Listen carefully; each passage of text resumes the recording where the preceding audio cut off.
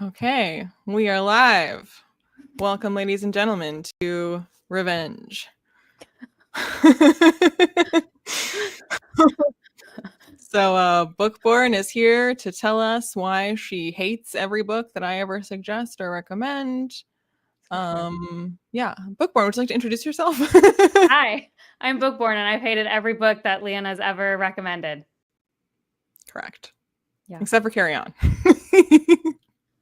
You know, though, like, I do think it's like Stockholm Syndrome.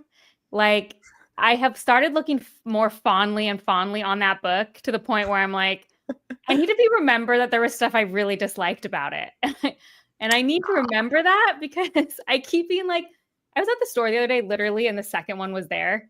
And I like almost picked it up. And I was like, that's insane. That's insane behavior. Put it back. What I'm hearing is absence has made the heart grow fonder. Really terrible contemporary romances made the heart grow fonder. It's like with a lot of things we've discussed where like we didn't know how good we had it with a thing that we thought wasn't that great. And we were like, yes. Actually, in retrospect. Well, and it's like there's a lot of Harry Potter jokes that float around, and I'm like, yeah, but you know what? Carry On did kind of answer that. Like, it did have some good stuff in there. So I actually wanted to look, though. Is it true I've hated everything? I want to go look at our past ones. I don't think that is true. Let's see. I can't look at my channel. I have to look at yours. What else have you given me? Don't mind, guys. I'm just looking. I'm looking real quick to see if I really have hated everything you've given me. That's definitely not true. Let's see. Live. You do a lot more lives than me, though, so it's going to take forever. Okay, let's see. Guns of the Dawn. I just recommended Guns of the Dawn. Song of Ice and Fire, obviously. Oh, yeah. See? Guns of the Dawn. I just recommended that in like 24 top fantasy books. I loved Guns of the Dawn. Did you say in that recommendation that you hate the romance? I did, actually. I just was like, look, the romance isn't great, but the rest of the book is, so you can just kind of let it go. I also recommended Blood in the Mist. Yes. I loved that book. We can't speak of it, but yep. That was life-changing. I actually, unfortunately, did a whole video about how life-changing that book was. It's fine. Yep. Carry On. Okay. Where's our first one? Let's see. There's our darling girl. We agree on Strange the Dreamer. Yep, Strange the Dreamer. And I really liked Strange the Dreamer. Baron the Nightingale liked it up until we both didn't. And then you could share my pain. Declaration of Rights and Magicians was brilliant and unreadable. Who is that person who did that? Okay, I think that's it. So see, you've given me stuff I have not hated. And a lot of the other stuff was like fine, you know? Okay. So this is going to be the first year where you hated every single book, right? Okay, so what are the books that you're going to hate for us this year? The Book of Elsewhere, and let's just say whether or not I hated or loved this, I love the look of this book. That is one thing that is straight fire. It really is. Have you seen the new cover? I think this is for the paperback. No, is it good? No. Oh. I'm saying like, have you seen it? Because no. No, I keep saying like, I get lured in by a lot of popular, just like regular lit books, not fantasy genre, because they have such beautiful covers and then the interiors are so boring and average and gross. And it's like fantasy, it doesn't lean into like the bright pop colors like this. When it does, it overdoes it. Yeah. I mean, yeah. So anyway, that was a long explanation. Blood of Elves. This is the one everyone is. Yeah, we're gonna talk about that last, just so everyone is aware. About that last. That's gonna be last to keep you here. Mm-hmm. Memoir, Angela's Ashes, and Slewfoot, which is the worst size actually of a book. But that's because there's art in it. I know, and the art is very cool. I will say, like, actually. Like I was reading this at night a lot, and like sometimes actually the images were just a lot for me at night.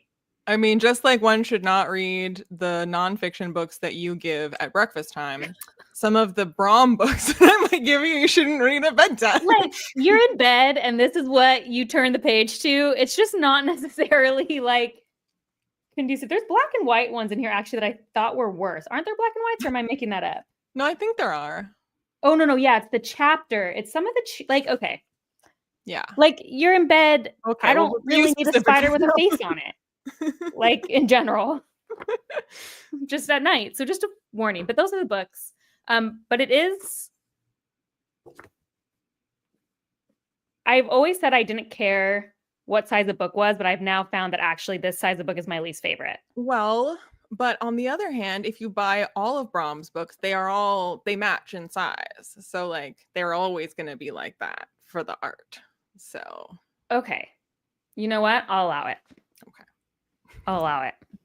But of course it doesn't matter because you hated it and you're going to get rid of it as soon as we're done talking about it. So anyway. I keep books I hate all the time. I still have the 2 Witcher books up there. So. Oh, okay. Because you secretly love The Witcher. Got it. Yeah, that's exactly right. Okay.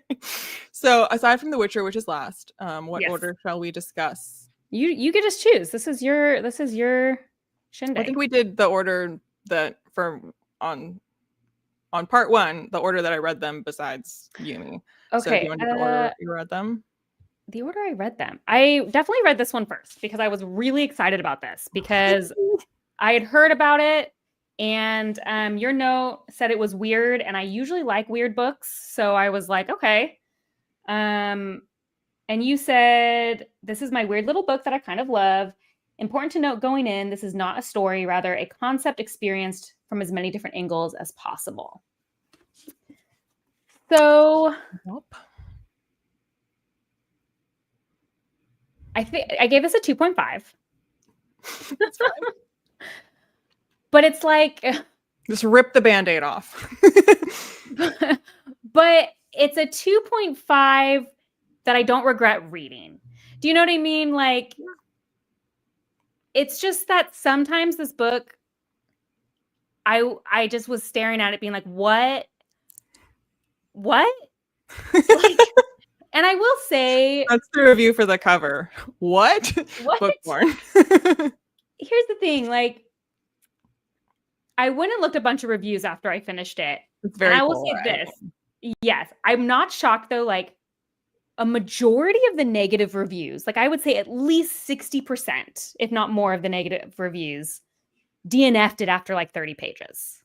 Like most of the negative reviews are DNFs, and that's like the first 30 pages are rough. If you're going to read this, it's just the first 30 pages are rough. I read the first couple pages. Well, it's like a prologue, I think. Yes.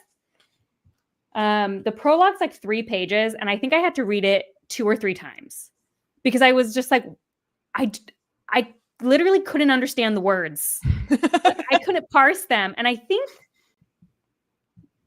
parts of this book, what described it to me, someone in a bad review said, like, sometimes it feels like you're reading a description of a movie scene. Yeah, just so you know, you're getting off easy.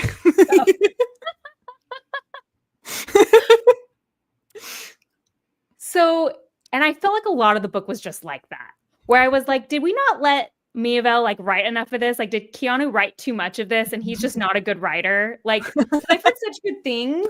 And I'm going to give like China another chance because I've never read just a book of his. But this is probably the least weird thing that I've read by China Miavel. And I usually like weird. But I will say this, like one of the things that frustrates me about this book is I absolutely loved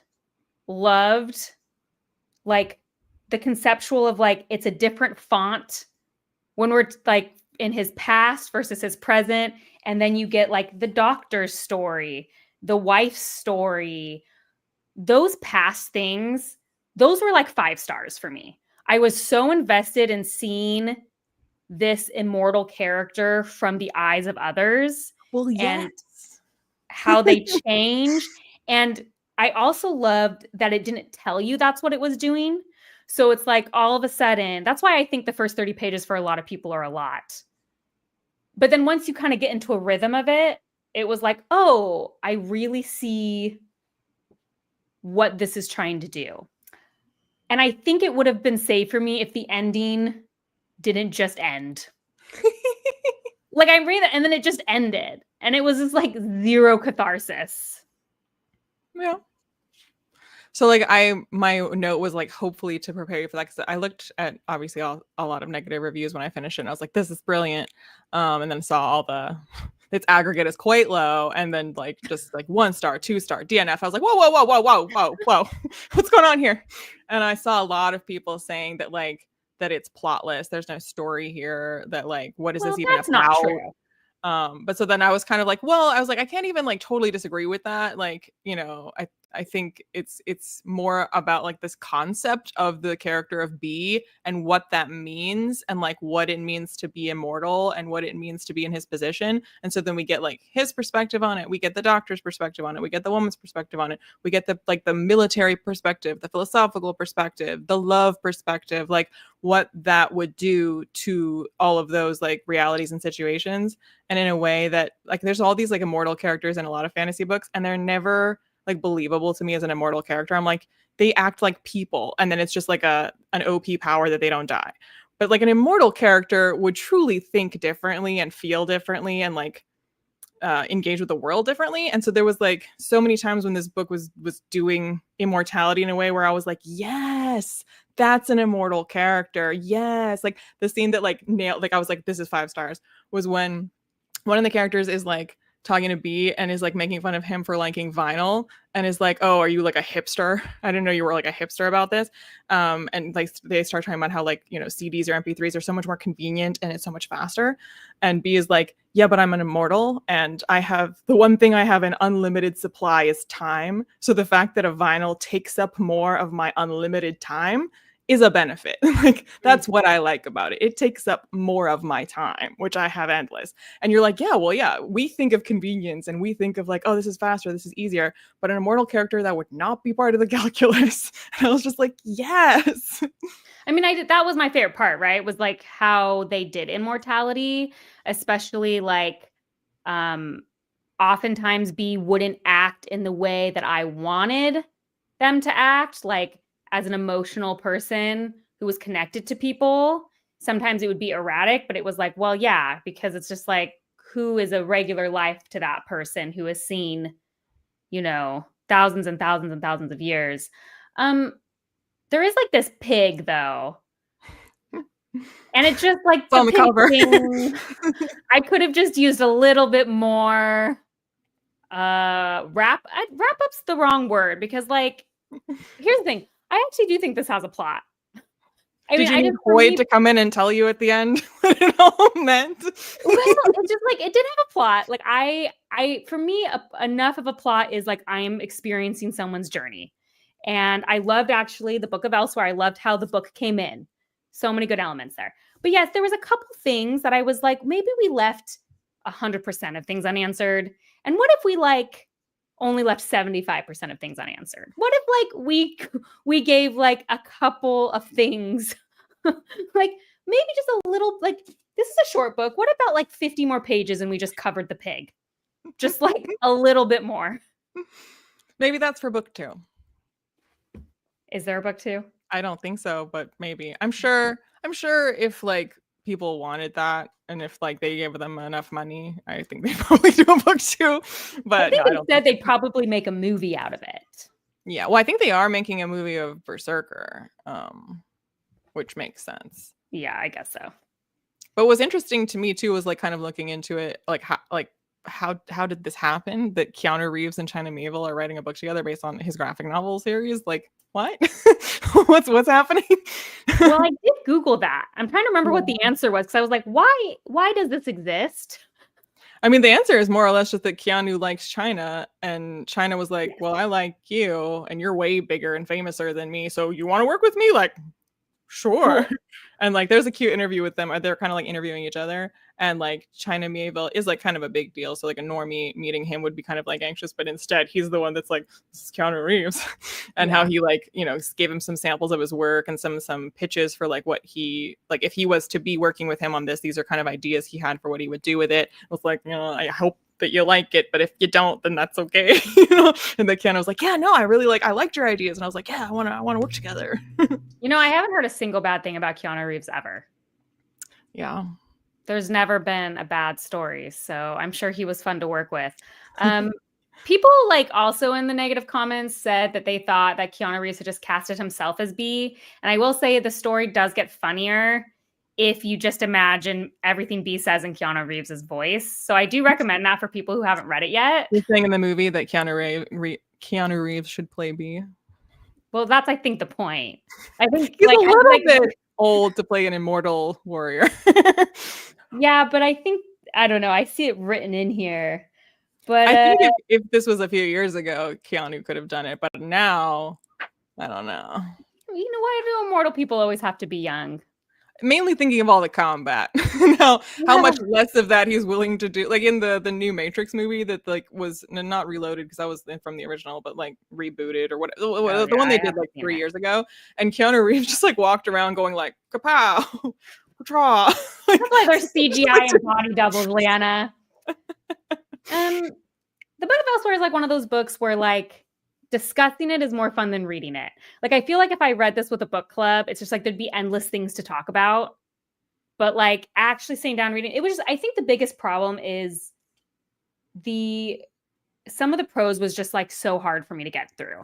It wasn't necessarily like the plot or like what it was about.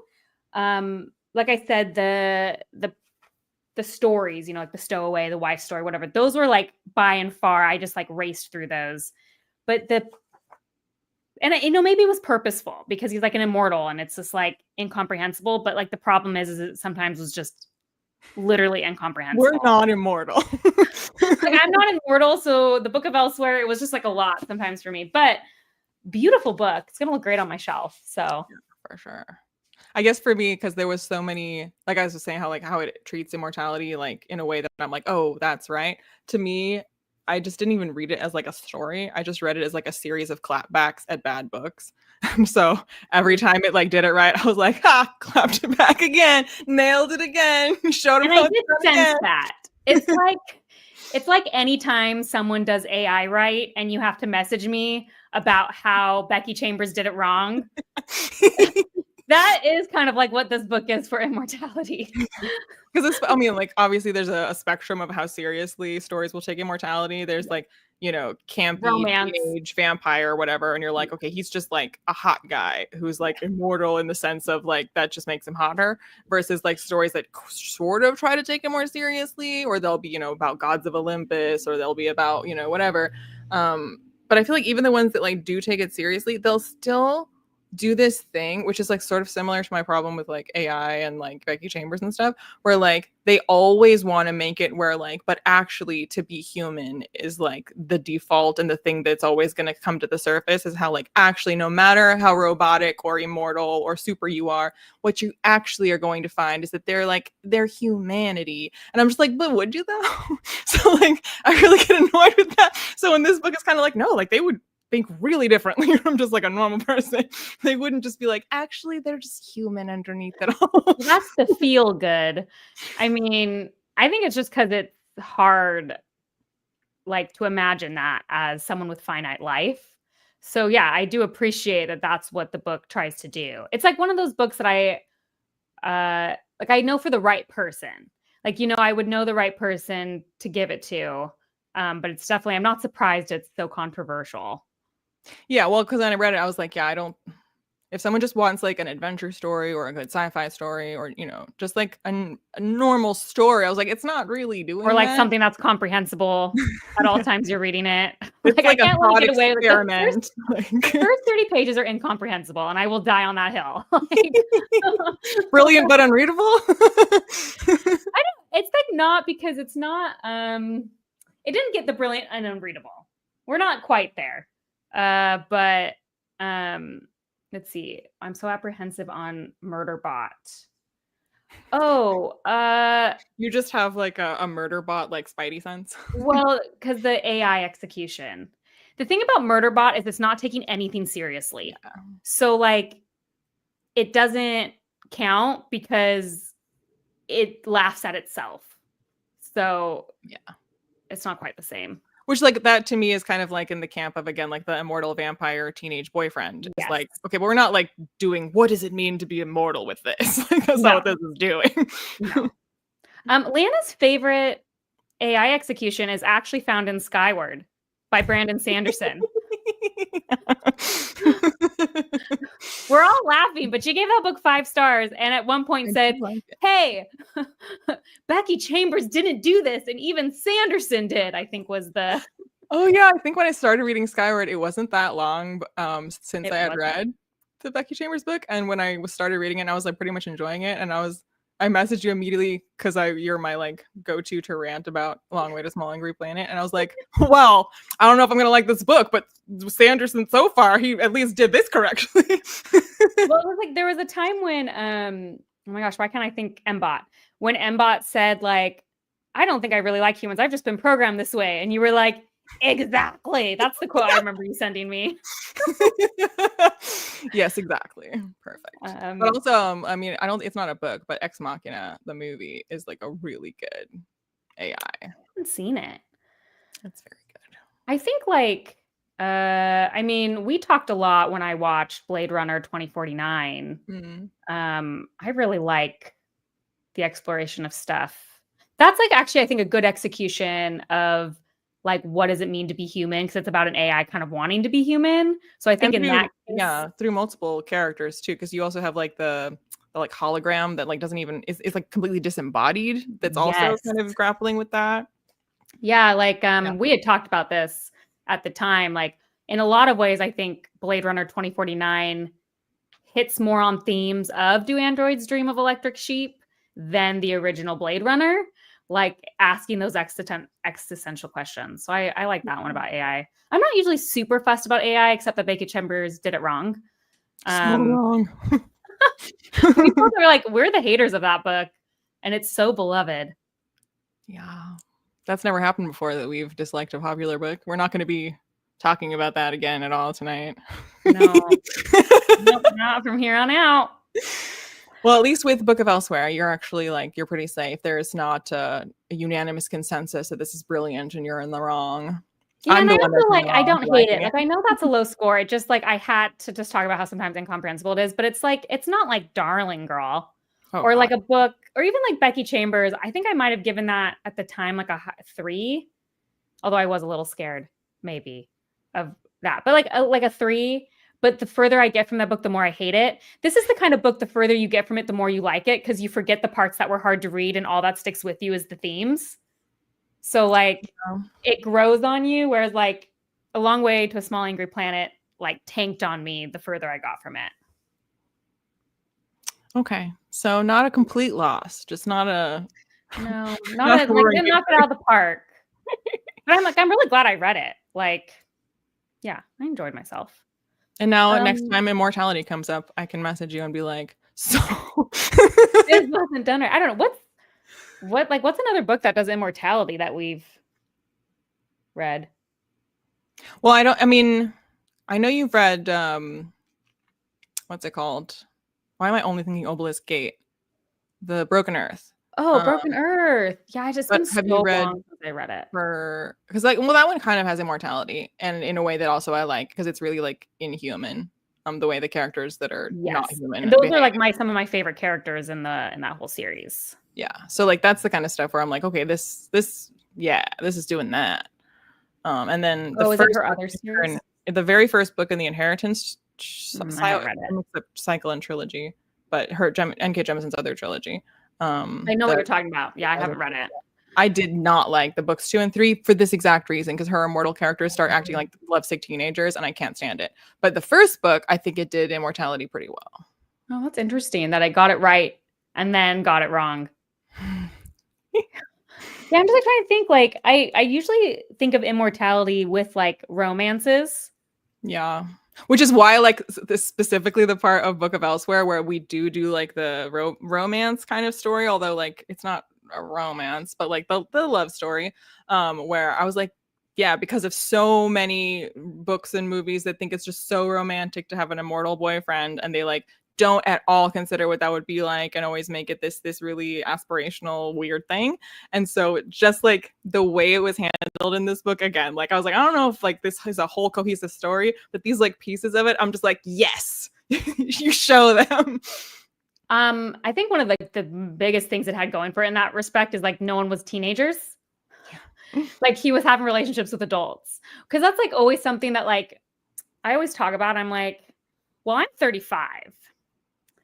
I've been on this earth for 35 years. And the idea of dating someone, even like in their 20s, sounds really terrible. Have you hung out with people that are like 18, 19, 20? Like, I feel like an old bag of bones when I'm with people that age. Well, and like the whole thing of like immortality, right? Is like, how could you even relate to a mortal at all? And then a mortal that's so young, it's like just relating with humanity at all would be kind of a big ask. And then an 18-year-old. It's funny because when I was writing a lot as a teen, I had written this story for like a decade. I'd written over and over again. And I did have a character in my magic system that could heal constantly. So they were basically immortal. Or they were very old, basically. And my biggest point was that they were in a romantic relationship with someone older than them. Like, well, not older because they were now old, but like it was like another older person. Like it was someone who was like 65 because you wouldn't want. And so even as a teen, I recognized like, why would you want to date a teen if you were older? Like, so I did appreciate it's like everyone's adults.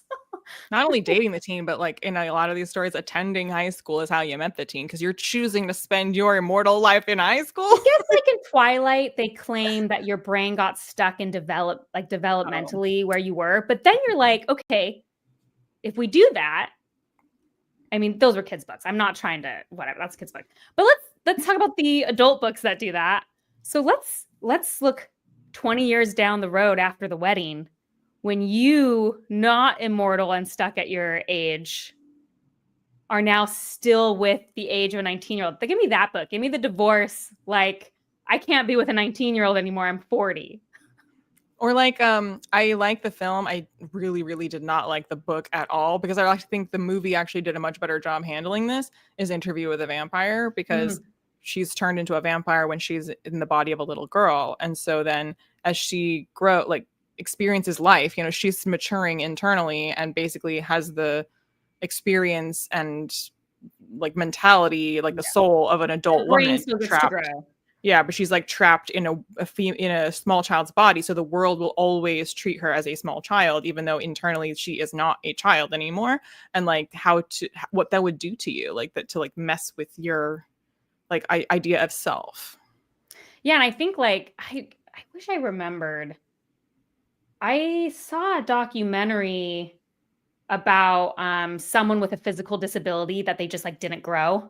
So like after a certain, but like they were still completely like cognitively normal, but they looked childlike. And like how taxing that was. Yeah. So it's like interesting. I think there are people who do have to experience that just from like physical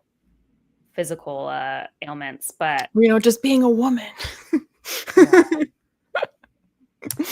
Yeah. Think of this, LIene. Think how much harder it is for me just like going through the world as a short woman. I was just thinking about our last chat when you were talking about like having to stare up at people and how you feel like a child. And I was like, so you kind of get it.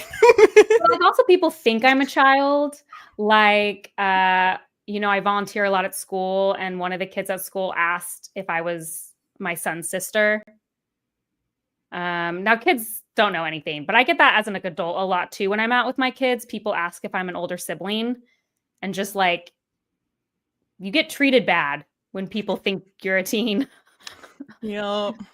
I've definitely been told in the workplace, like when I've started working somewhere, I've been like, aren't you too young for this job? Oh, I know. I'm like, how old do you think I am? You know what? But like we talk about women rage a lot on here. Like being in a male-dominated field of engineering and being a woman who also looks young, just like hell on earth all the time. But like all women feel hysterical. Are you okay? What? You're sounding a little hysterical. Are you okay? Put me in a... You should calm down. Put me in a mental institution. Smile more. PJ, Addie LaRue dealt with the immortal age thing, and I hated that book. Did we agree on this? Did we agree on that book? It was just the book being bad for many reasons, not just this. Yeah. Because it also didn't do immortality in a way that was good or interesting or believable.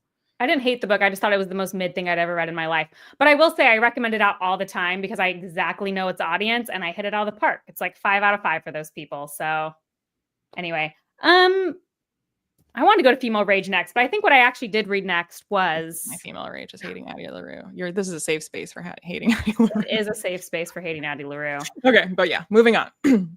The memoir Angela's Ashes by Frank McCourt. Yes. It won a Pulitzer. It did win a Pulitzer. So this one, if you hated this, then you actually are officially in the wrong, unlike with the previous one. Okay, this was your official favorite book for many years. It was, yeah. I mean, this was such an enjoyable read. I mean, it's like it's a weird thing to say, just like with like Radium Girls, you're like, did you enjoy it? You're like, I mean, yes, this is exactly what I'm gonna say, because it was just like, I want to be like, this book was funny because he is like such a witty and funny writer, but it's also horrendous. And in fact, it was difficult for me because I really struggle with like child harm and endangerment, and it's like his life was just the epitome of like neglect. So this is totally my Radium Girls read, which is like, it was such a well-written book, and also I didn't enjoy it.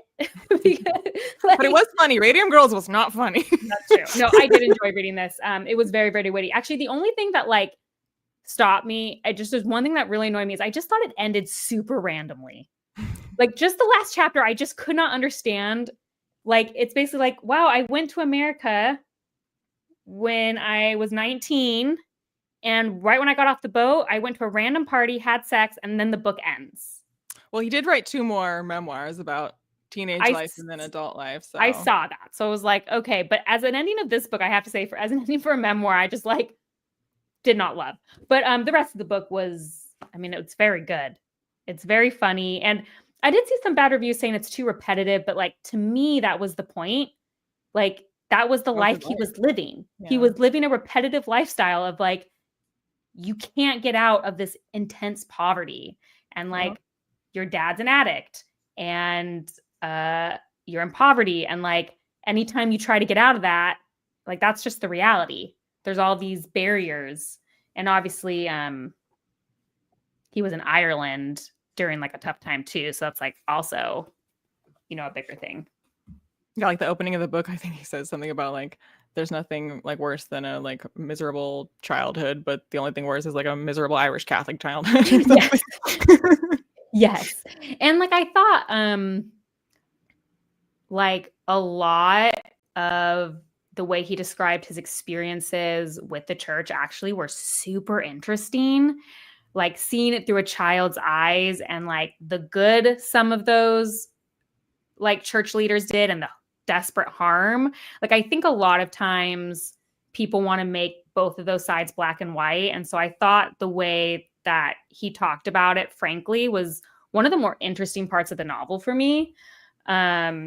Just really well written. But yeah, I mean, the way he talks about, I feel like all things in his life are like that, where the adults in his life, be they from the church or just the family, like how there are some people that try to help and do help, some people who don't care to help, some people mean well and do harm, like his whole life. And he's, as a kid in the poverty he's in, he's so at the mercy of whoever is like going to be caretaking or educating or whatever. And so and then the repetitive thing. Then like with Windhaven, I feel like we talked about how like it's a lot of mundane things, but because you care about the characters, like this is their lives, like this is what their life is. So like I mean, okay, I guess it's repetitive, but in the sense of like this is this man's life. And so like if you feel moved by or invested in or, you know, whatever about Frank McCourt's life, then you're going to feel keenly the like hopes and fears and pains and humors of his day-to-day life. Yeah. And one thing I thought a lot about in this book, not because I think this is inaccurate, but, you know, a lot of criticisms about memoirs are that like, you can't remember conversations. So like the thing about memoirs is they're all a little bit novelizations of someone's life because it's how you remember it. Because some of the criticism of this book, biography. But yeah, this was like the criticism. I think people like, oh, his mom came out and denied a lot of it. And I wanted to be like, well, yeah, of course. Like if I was his mom, I would also deny a lot of what happened in here. That Well, doesn't and then make I it just not think, like, true. but also, like, hasn't everyone had a conversation with their family where, like, as a kid, this, like, made a huge impression on you and you remember it vividly, and then you bring it up and your siblings or your parents are like, "What are you talking about? That never happened. I don't remember that." And you're like, "I remember it like it was yesterday." And you're like, "Are you sure?" And you're like, "Yes, I'm sure. This was a core memory." Well, and it's like, yeah, and like maybe she's not lying either. Maybe she remembers it very differently, but like I mean, she people's was going memory, through her own stuff, so, she was like going through her own stuff. I mean, that was like the heart. Like there's just seeing siblings' deaths through a kid's eyes. Like that was really like that was tough. That was tough for me. I guess I'd just be like, look, this is kind of like a triggering book. Like this was definitely triggering for me. That doesn't make it bad. I just like warning people. Yeah, I think I gave it like a 4 just because the ending really disappointed me. Like I just feel like I think it's just because I had gone so far with him, and then it was just like the ending. Just I almost wish it had ended like when he got on the boat almost. Like even though that would have been unsatisfying, I would have at least understood it's it. like a clear cutting off point of, like, it ends when I get on the boat. It ends when I get on the boat. It ends when I step foot. I just like I could not understand the party scene. I'm still a little baffled by it. I wonder But if he did originally end it where he just gets on the boat, and if, like, an editor or the publisher was like, "Well, you can't just, end it maybe. like that. You gotta, like, give us a little more." And he was like, "Okay, here's a party." Well, because I did think of did you ever see the movie The Pursuit of Happiness with Will Smith I think I and watched it, like, in class, so, the like, kinda. son? I saw it in the theater. So like this is Okay. like I mean 2 decades ago at this point. The only thing I remember that movie is I got out of it. I remember telling my dad there was too much pursuing and not enough happiness. And I do feel like maybe ending it on the boat scene, people would feel that way. Like the whole book is the pursuit of, and then he finally gets what he wants, and Gets a then little that's it. happiness. But I think like sometimes that is the place to end it. Like is the thing. But yeah, I Well, mean, getting on the boat is, like, hopeful for future yes, happiness. ending it with hope. But yeah, I mean, his dad sucks. Yeah. I mean, it's sad, but it's But like even then, darkly like, the funny way and he it's well talks about written. his dad and how excited they would be because dad's gonna give him a penny to die for Ireland, and, like, as a kid, like, they don't fully get that dad is the reason they're starving, and that dad is horrible and providing a really unstable environment to grow up in, because they're just like, "Oh, that's dad, and he sings songs, and he's gonna give us a penny." And that was one of my favorite things too, when his dad has made him promise to die for Ireland every night because he's drunk, and then when he starts going to Catholic school, and then he has to die for the faith, and he's like, "But I'm already signed up to die for Ireland." He's like, I've already got one. I don't have 2 lives. I'm sorry, dad got to me first. I it's funny because I have kids. And every once in a while, Zach and I feel like we have to sit them down and be like, your life is so good. Like I feel like we have to tell them every once in a while, like, you don't appreciate enough. Like we'll just every once in a while when they misbehave, we just sometimes are like, you don't know. So Yeah, that had happened like 2 weeks before I started this book. And so at that point, I like was talking to my son and I was like, I'm sorry, I try not to say their names. It's hard to have this conversation, but I was like, I just want to let you know, I'm reading this book right now. And this kid in this book, he's 9 and he has to take his 3 younger siblings. No, I think he was only 5 at the time.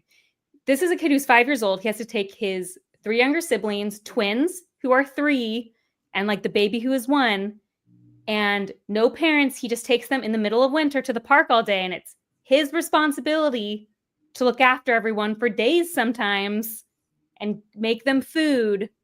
Can you imagine if I even left you home with your little sister for like 2 hours? Okay.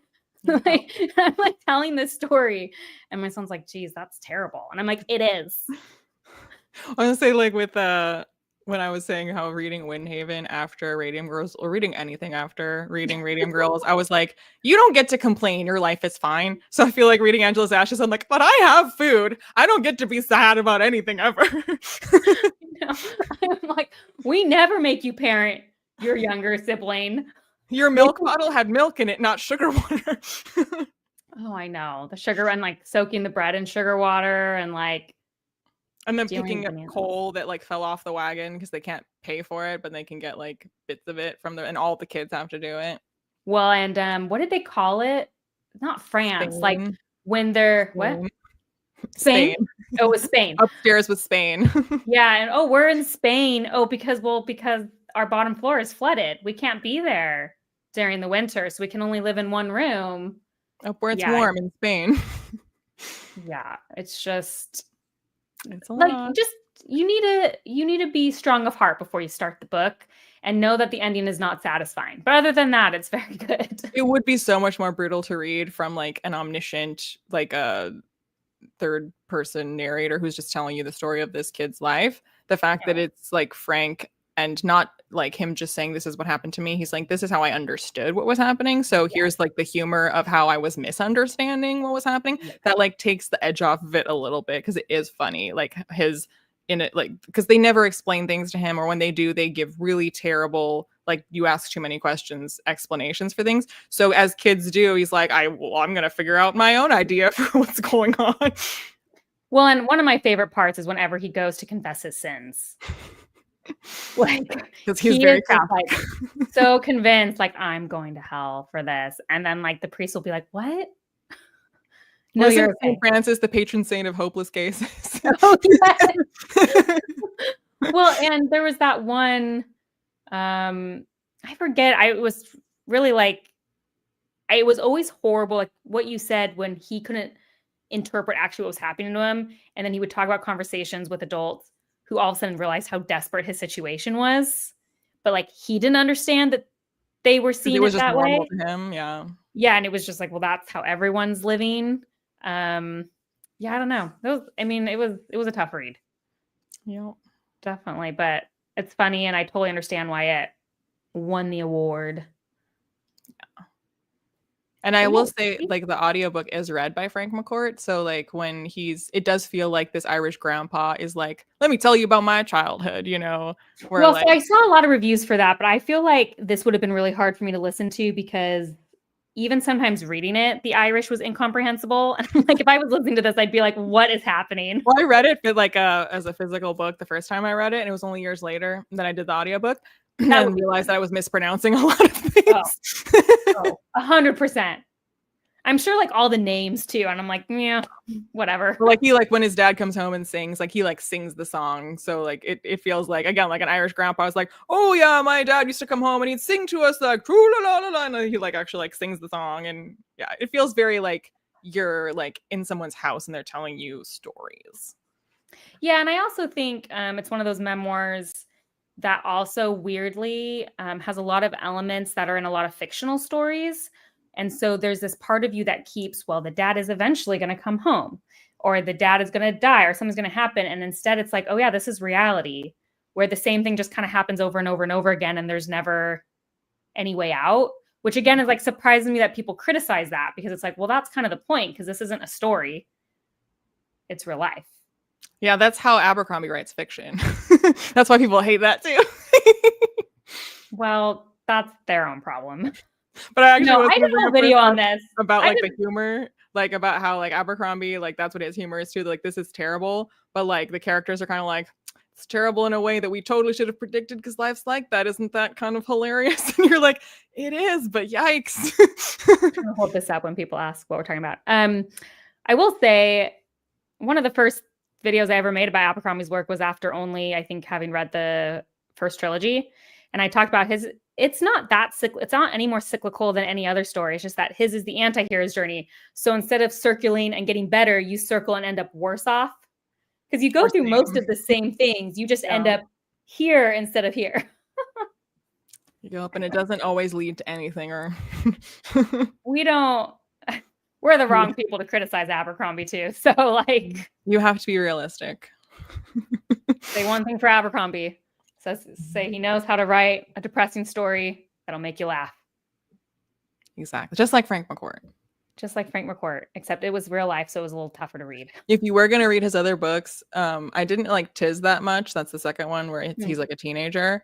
But I really, really like Teacher Man, which is just him as a teacher. I mean, I looked him up. I wanted to know like how he got here and all this stuff. So I know everything that happened. That was like the first thing I did after finishing the book. I went and like read a little biography about it. The one thing that's uplifting when you're reading it is you're like, well, I know for sure that Frank McCourt is alive and wrote this book. So he's not going to die from malnutrition. So like he did okay at some point. Okay. All right. Slewfoot. That's right, because we're doing Witcher last. We're All right. doing Witcher last. Slewfoot. Slewfoot was okay. I think Slewfoot was the thing that I think I would have liked a lot more when I was a little younger. Although it's a little dark. So how much younger? Not like super young. I think I want different things for my female characters now, because what ended up happening here is like vibed super hard with like the first half of this book. And then it wasn't like the back half was bad, but it got a little like strong female character-y for me. So I was just like a little disappointed, because I was like, oh, we were kind of doing something. And then the back half felt young. It felt like what I wanted to read. Like, I mean, it is dark. I get what you're saying. But it was just like at the end, it was like, oh, so we're just like early 20s. This is not for like a 15-year-old. Yes. Yeah. No. Early 20s or like teen. I mean, whatever. Like 18, not 15. Is it that dark? Maybe. It's pretty dark. It's pretty dark. 18 above. Adult. 18 and above. Yeah, like actual young adult. Yeah, I guess that's true. But that's what I'm saying is like the story itself isn't YA, but like parts of her character at the end felt YA, which is like what was a bummer to me, because I mean, the first part of this was just super interesting. I was like, I read it really fast. Oh yeah, for people that don't know, it's it's about like the witch trials.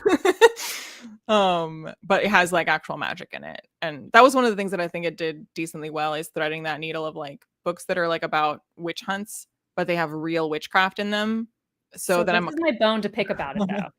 So Slewfoot, witch hunting. This was the feminine rage pick. Actually, I guess, yeah, we usually read it. Feminine rage incoming. Then you just said if you haven't watched or seen The Crucible, this probably won't be a good experience, but still a good read, or as good an experience. So I've both seen and read The Crucible. And I do think, because like when we read it with my patrons, and there were, because I kind of take it for granted that people know The Crucible, because I grew up in an American school and we do like the Salem witch trials, and I know all about it. So the people who were like, no, I don't really know anything about the Salem witch trials, I've never heard of The Crucible, and this book was kind of like, huh, like what's happening? And I was like, I actually realized that reading it just kind of assumed that you could fill that in, like come pre-prepared. I never even considered that, because even if you haven't seen or watched The Crucible in America, you know what the Salem witch trials are. Yeah, it's just like talked about all the time. Yeah, but then The Crucible is like I feel like the image people have of like what the actual like how that went down, of like the accusing the girls, and like how like these innocents, like that's like the image of in your mind. That's not just like a fact in a history book. It's like when you like dramatize it in your mind, it's The Crucible. For sure. And I also think like, because I brushed up on it before reading this, because like I had read and seen it, but it was a bit ago. So I was like, oh, I'm just going to do like a quick memory refresh. And I was actually glad I had done that, because I do think there's something interesting to be said about the different endings of how that ends versus how her story ends, that I think like whether or not they were intentional are kind of cool parallels from like a fictional standpoint. So I enjoyed that. So here's the thing about the magic being real. It's just that like, so she was a witch though. That's like, usually what I say. Yeah. So like at the end, I was just like, well, I hate all these villagers, but also like she was a witch though. So like now I don't like, now what?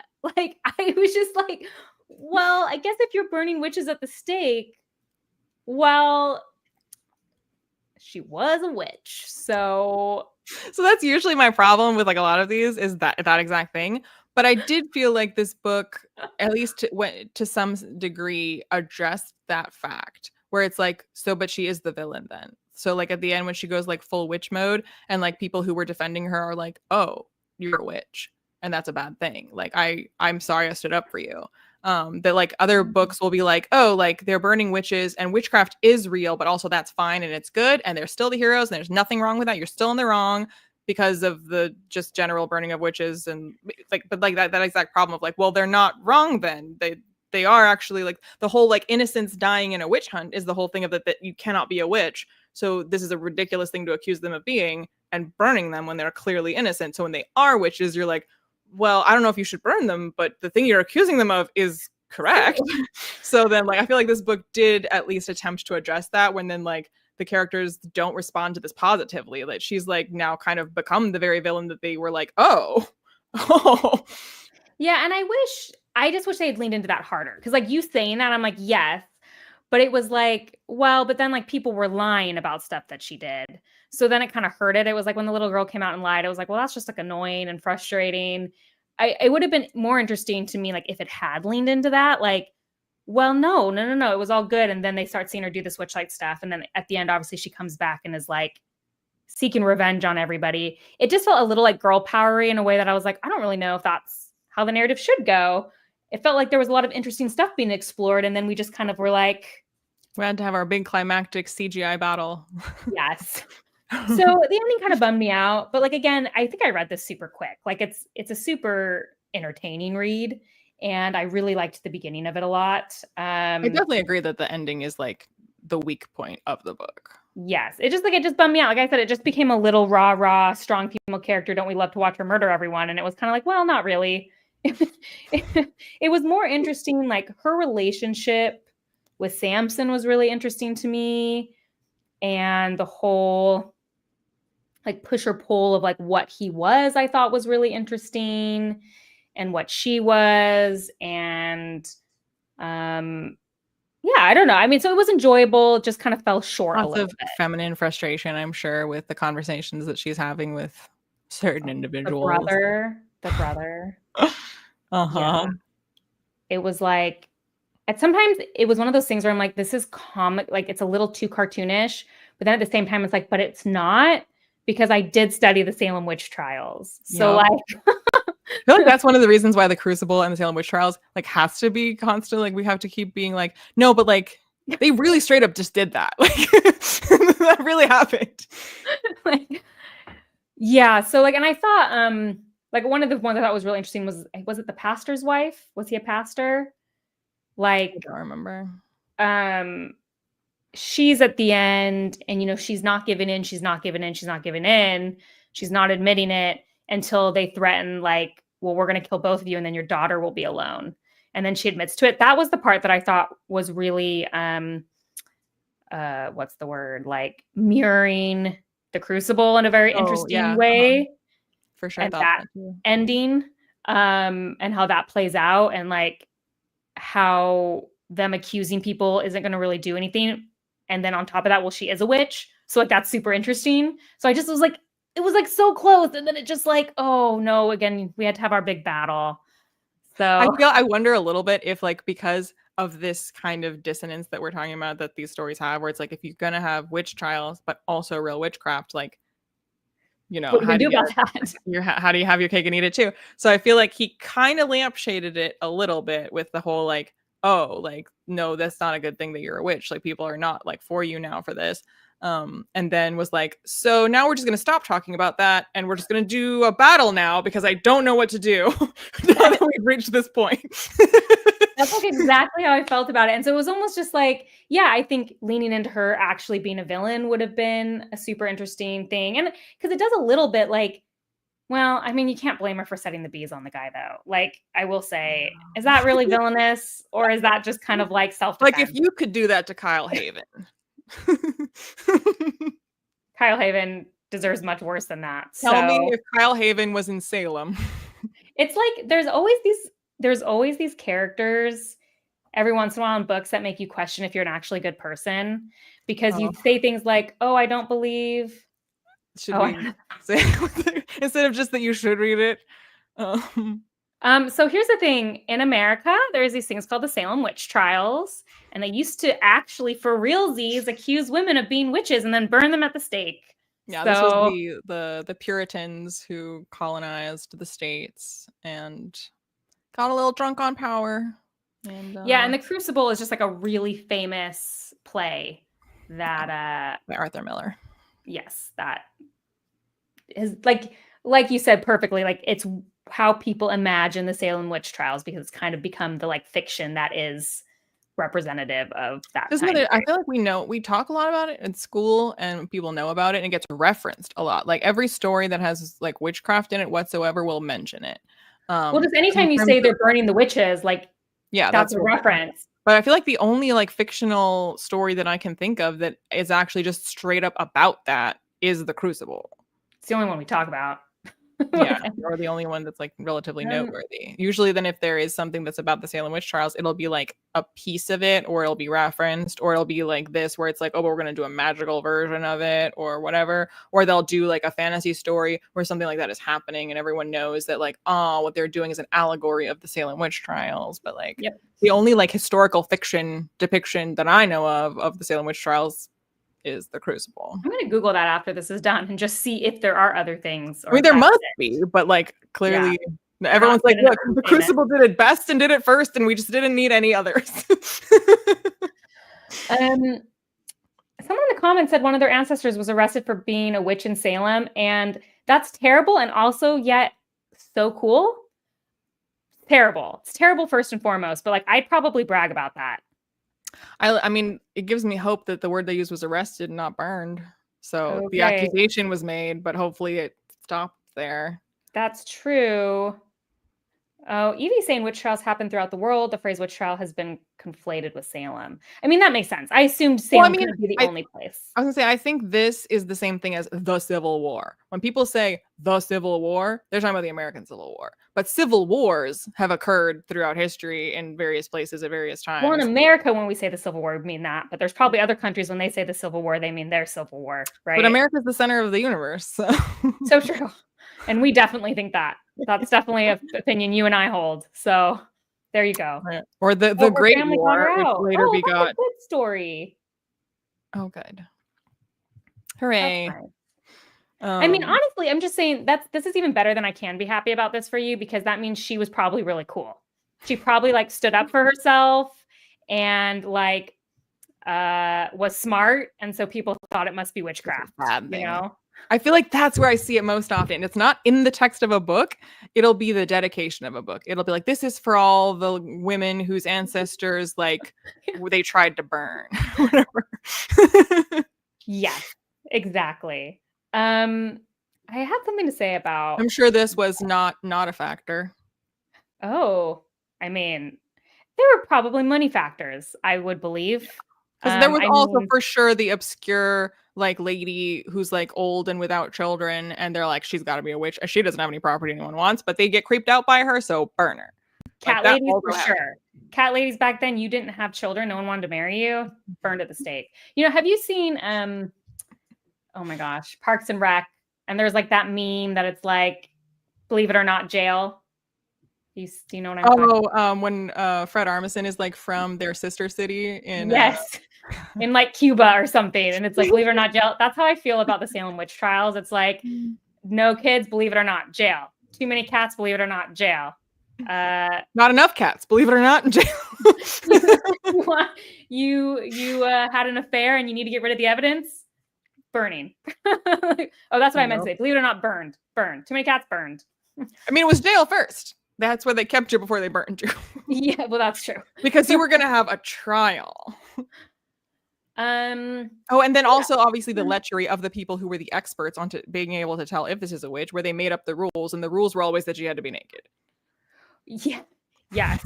So true. Naked and alone with the jailers. But yeah, so it's just like, it didn't live up to its potential, but I enjoyed the read, and I did think the illustrations were really cool. Like, this is like, I didn't know anything about Brom, so it sounds like he does this for all his books. Yeah. So that's kind of cool, because I did quite enjoy it. Especially, actually, I just really love the cover image. Mm-hmm. Very evocative. My favorite Brom that I've read so far is The Child Thief, which is Peter Pan. Have I read that? Have I read a Brom book and didn't realize it this whole time? Nope. You would have remembered the size.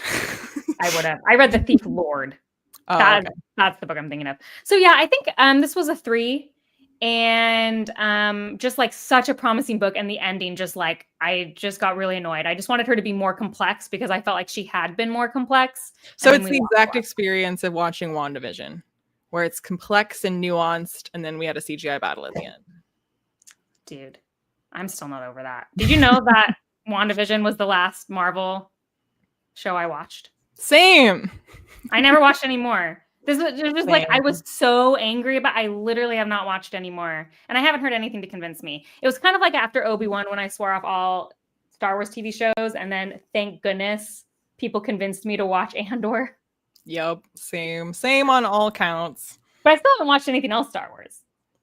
I was like, what I tell people is like, okay, is it as good as Andor? And they'd be like, well, no. And then it's like, then I don't care. No, my brother and I tried Skeleton Crew because people had been saying that one was pretty good, and he fell asleep, and I finished I think I almost finished the first episode, and he was like, oh, did I miss anything? I was like, no. And he was like, so should we keep? I was like, no. Well, no, the first episode of Ashoka because it was over and people were like, no, it was actually pretty good. And we watched the first episode and Zach and I were like, absolutely. Oh yeah. When I was at my parents' house, they wanted to watch Ahsoka. So they put on the first episode, and just the whole like first 15 minutes, her finding that ball, I was like, no, cannot. No. And then Zach watched Skeleton Crew with the kids because I had heard people say it's a good kids show.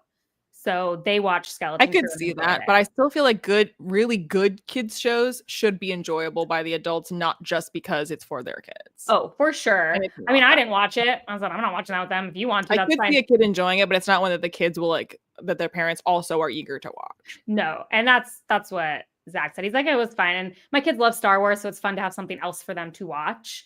But yeah, Ashoka is another wild pronunciation. Pete, go away. Georgie did endorse Andor and Murderbot because that's more fun watching that TV than riding Winds of Winter. So. I mean, that's just true. I bet everything in his life when you're that rich is more fun than riding Winds of Winter. So sorry,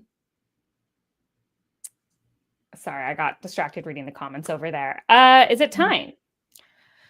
Is it time? Okay, we've got a not a super great roundup this year. Well, okay, Angela's Ashes. That was up there. We got a 2.5 and a 3. So it's all you, Blood of Elle. So tell us your history. Tell us why I was gonna say that I picked this for you. We need to go through history. So I read The Last Wish. That was one of my first videos I made. So it was before we were friends. I think it was like in 2020. It might have been like my first year of the channel.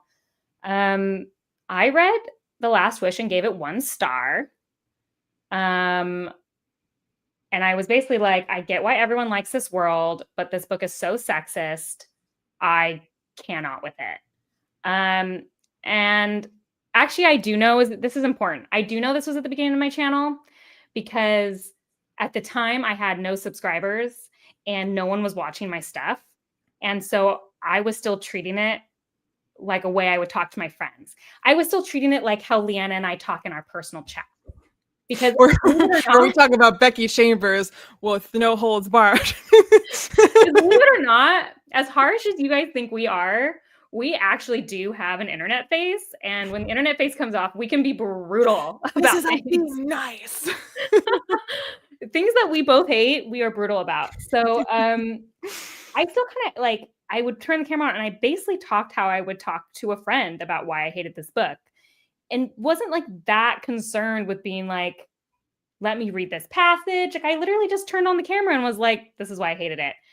And unfortunately, at the time, now it's finally not. You're literally just describing my experience with the Way of Kings video. Oh, I knew it. I was about to say, like, isn't this like, I literally was going to say that. I'm like, that must have been you with the Way of Kings. You just turned it on and you were like, I'm just going to talk about it. And then you're like, oh no.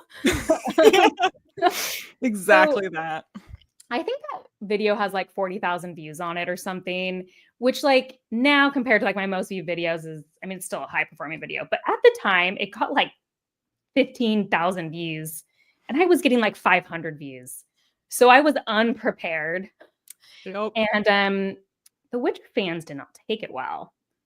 And in fairness, like, so I then read the second book, which is what's the second short story collection? Sword of Destiny. I got it right as you were saying it. Sword of Destiny. And I gave that a 3 stars. So I actually liked Sword of Destiny a lot more, but I still think it had the same problems. And then I made a new video being like, look, Witcher fans, you were kind of right, because I didn't really give you like receipts. So then I made a new video being like, The Witcher's still sexist, actually, but I like this book better. And that video, actually, in fairness, unfortunately doesn't have as many views, but like I actually had a ton of people watch both. And I've had those Witcher fans be like very kind about it. Like once you actually explained your position and you had, actually, where is that book? This is an important visual representation of something. Where is that? Give me 1 second. I think I know where it is. If I can find it really quick. I do not still have The Way of Kings. Well, I have it because, oh, here it is. So like the second time I read it, I brought receipts. And so like I was able to actually like read out passages and like talk about what I was saying. And so that was received a lot better. I mean, people still like, I mean, you know them. It doesn't matter how reasonable you're. You know, here's another fun thing about those videos though, guys. Here's some, I think we talked about this last time. LIene and I both share something, which is like we had this video where we ranted and it got way more attention than we ever wanted. And we got yelled at a ton. And then but also I'm sure you got told that you did it for the clicks, that you knew this was going to happen and that's why you did this and you're just doing it for that reason. I don't even remember because I know we've talked about this. One thing YouTube does not let you do is I don't want notifications for a few of my videos anymore, and it doesn't let you do that. Yep. So anytime I see that thumbnail pop up, I skip. I literally, like for my own mental health, I don't know if they're agreeing with me, not agreeing with me. It doesn't matter. I don't want to read it. But one thing is like LIene has told me that she actually, since we're now women on the internet even longer and we've made other videos, I am nostalgic for the Witcher fandom as you are nostalgic for the Sanderson fandom because ultimately they weren't that bad. They were bad. We just didn't know how much worse it could be. Yeah, but they were bad. But like when I look back on it, I'm like, you guys are actually like decently respectful. And I will say, like, I pointed to several comments on that first Witcher video that engaged like in totally good faith. Like they were like, I don't agree with you, and this is why, and here. And it actually changed my opinions. Okay. David gets it, actually.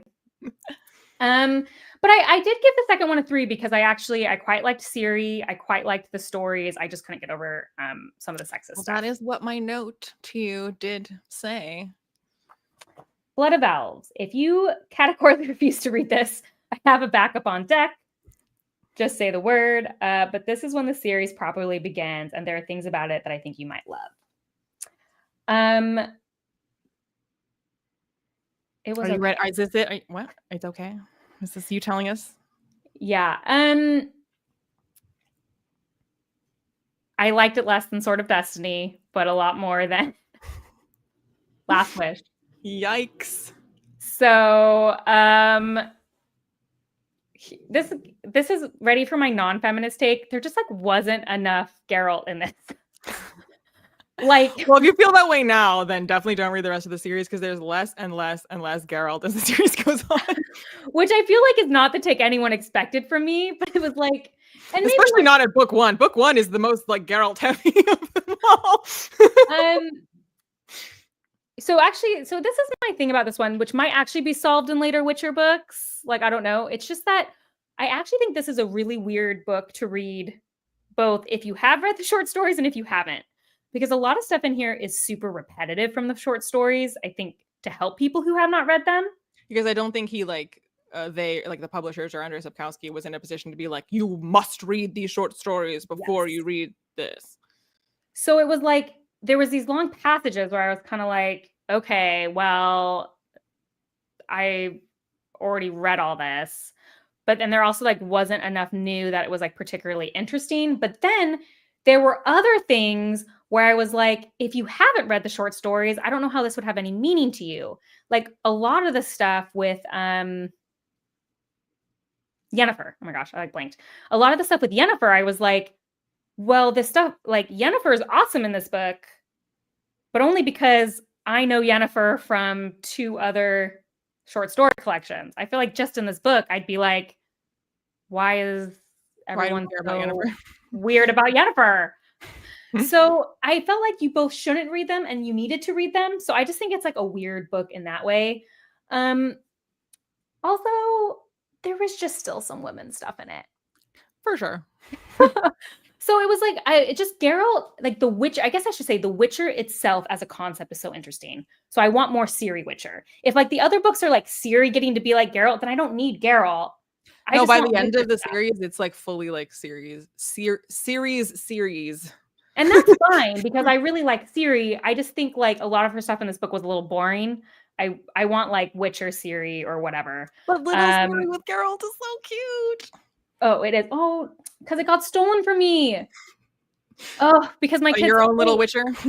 Shoot.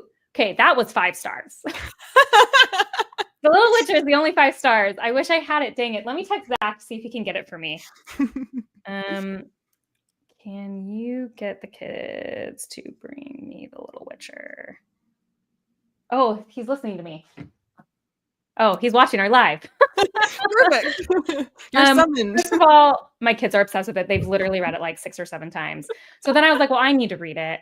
And I loved The Little Witcher. So that is a 5/5 book. I actually think I'm going to add that to my rotation. Like a lot of times when our book friends or nerd friends have babies, we try to give them like nerd kid books. That will for sure be in the rotations. Oh, Zach can show your beautiful face. I'll tell him to come in here. You did spell it wrong, but that's okay. We'll forgive you. So I just, it was like the whole scene about, okay, let's roll back. There was like good and bad stuff. So like, there's this whole scene where Ciri's like been growing up with a bunch of men. And they're not teaching her like any woman stuff. And at first I was like, hey, pretty good job there. Cause I thought that scene was like pretty funny. Like, yeah. And then it's like, oh, but of course, okay. If I had to say one main complaint of the whole Witcher series, is that everyone is in love with Geralt. But you wanted more of Geralt. And I didn't want any of his love interests. I didn't say I wanted his love interests. I said everyone is in love with Geralt. Every single person who sets eyes upon him. Yeah. Like, and at one point, like even, Dandelion grew on me because at least he's purposely the worst. He's hilarious. He's hilarious. Like I was like, at some point you just have to like love Dandelion and that's fine. That happened in Sword of Destiny. Dandelion kind of reminds me of, you've seen A Knight's Tale, right? Yeah, I love it. You sent me that horrible video about how A Knight's Tale actually isn't that great, and we almost stopped being friends because A Knight's Tale is one of my favorite movies. It's one of my favorite movies. I know it was that good criticism about the female character, and it wasn't wrong, but that's the one thing that I've always hated about A Knight's Tale. I just wish Jocelyn like didn't exist. Otherwise, it would be a perfect movie, but instead it's like a perfect -1 because of Jocelyn. I like her. It's fine. But I bring it up because like I feel like kind of a combination of like Chaucer and Watt is kind of what Dandelion is like. For sure. But it's like the one witch who comes is like obsessed with him, and then the girl from the school sleeps with him, and it's just everybody. Like, can we just give it a rest? I fully agree with this take. I have I don't disagree with that at all. So there's stuff around that's really annoying. So yeah, like it also.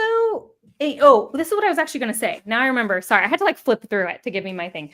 The other thing, I actually weirdly thought this book kind of read like the short stories because there's only 7 chapters, or is it 6? But they're very, very long. They're super long, and each one's kind of self-contained. I mean, obviously, it is a full narrative. Like, I'm not saying it's not, but like Sword of Destiny was kind of like that. They were individual short stories that kind of had a full narrative. So weirdly to me, I was like, this almost just feels like reading the short stories, but they're just like a little more related to each other. Mm-hmm. And so more, less in the chronology, less all over the place. Yes. It's not like jumping all over the place.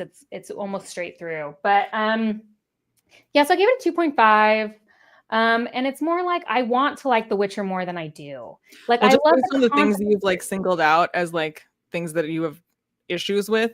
Aside from the maybe actually less Geralt and more Ciri is a positive now. Because when you just said you need more Geralt, I was like, well, there's going to be less and less Geralt. But if you want more Ciri, there's more and more Ciri. But like, I want more Witcher Ciri. I just want more Witcher. So like, Geralt's the only Witcher right now. So like, when he's doing Ciri is a pretty phenomenal character, and she's a pretty complex and a really good character. Like if you ever were to read the series, it would be like that would be the reason, and that would be the reason for you to read it. that you'd be like compelled to read it. What I did feel convinced to do after this is just like finally play The Witcher 3. We own it. Zach played it. He loved that video game, and it's like often cited as one of the best Witcher products. And so I might just finally go play Of course, it. then for the author, then everyone thinks the books are novelizations of the game. Unfortunately for the author, I'm sure that is very obnoxious. The other thing I always think about with The Witcher is like it's a translation. So like there's just like such a part of me that wishes I could kind of experience it in its original form. Do you know the YouTuber Vera, spelled Wera? She's a big Witcher fan. It doesn't ring a bell. She's newer on the scene, I'm pretty sure. But like she covers a lot of Witcher, but she can read it in the original language. And she says there's a lot of stuff that's definitely lost in translation. Like it's wittier. Like there's a lot of like but them tearing each other's clothes off, that does not get lost in translation. That just is what it is. No. But I wonder like if there is stuff like but maybe I'm just giving it a lot of benefit of the doubt. But like maybe some of the sexist stuff, like maybe it's less in the original translation. And also Poland in the 1990s. The translator was just really horny and decided to like throw in a bunch of scenes that Andrzej Sapkowski knew nothing about. They can't find it clearly. I see them all looking. My daughter is probably. It feels like it would be. My daughter's probably asleep. It's probably in my daughter's room, and she like. It sounds like it would be one of the little stories in The Little Witcher where you're all looking for the book. It's like I went into her room the other night, and this is gonna sound like an exaggeration, but it's not. But at the foot of her bed, there were like 25 books, and I was like, "Okay, tomorrow we're putting this away." And her response was, "No, but I'm reading all of them." And I said, "No, you're not. We got like your bed is in a bookshelf. Not while you're sleeping. Your bed is in a bookshelf. So like that's probably where it is." Oh, I heard her. She just said she knows where it is. So we'll see. You know what? The thing with my kids and their books, it's kind of like you and your bookshelf. Like if someone asks you where a book is on your giant bookshelf, you know where it is. And like their system, they know where it is. It doesn't matter if that's not by author, even by series sometimes. Yeah, I just want to like The Witcher because I like the concept of the world, but every time the execution is just lacking for me. Has it been found? No, they said they want to see your face though. So you could always say hi. We'll wait a couple more minutes because my daughter claimed she knew where it was. I know it's not in here because it was. Okay. Well, it was on my stack, and then she took it to read it. How dare. She's with her the words, "This is my book." And so it is. But yeah, I mean, I feel like with The Witcher, it's a series that I have much more mixed feelings about than others because I would say that I quite like the series. Like it's one of the series of all time. Well, we compared this. We said like The Witcher for you is like Wheel of Time for me. Where it's like when people come to me with criticism of the Wheel of Time, I'm like, well, yeah. Like there's just like, no, what do you want me to say? But like I still really like it. And we're all allowed that series.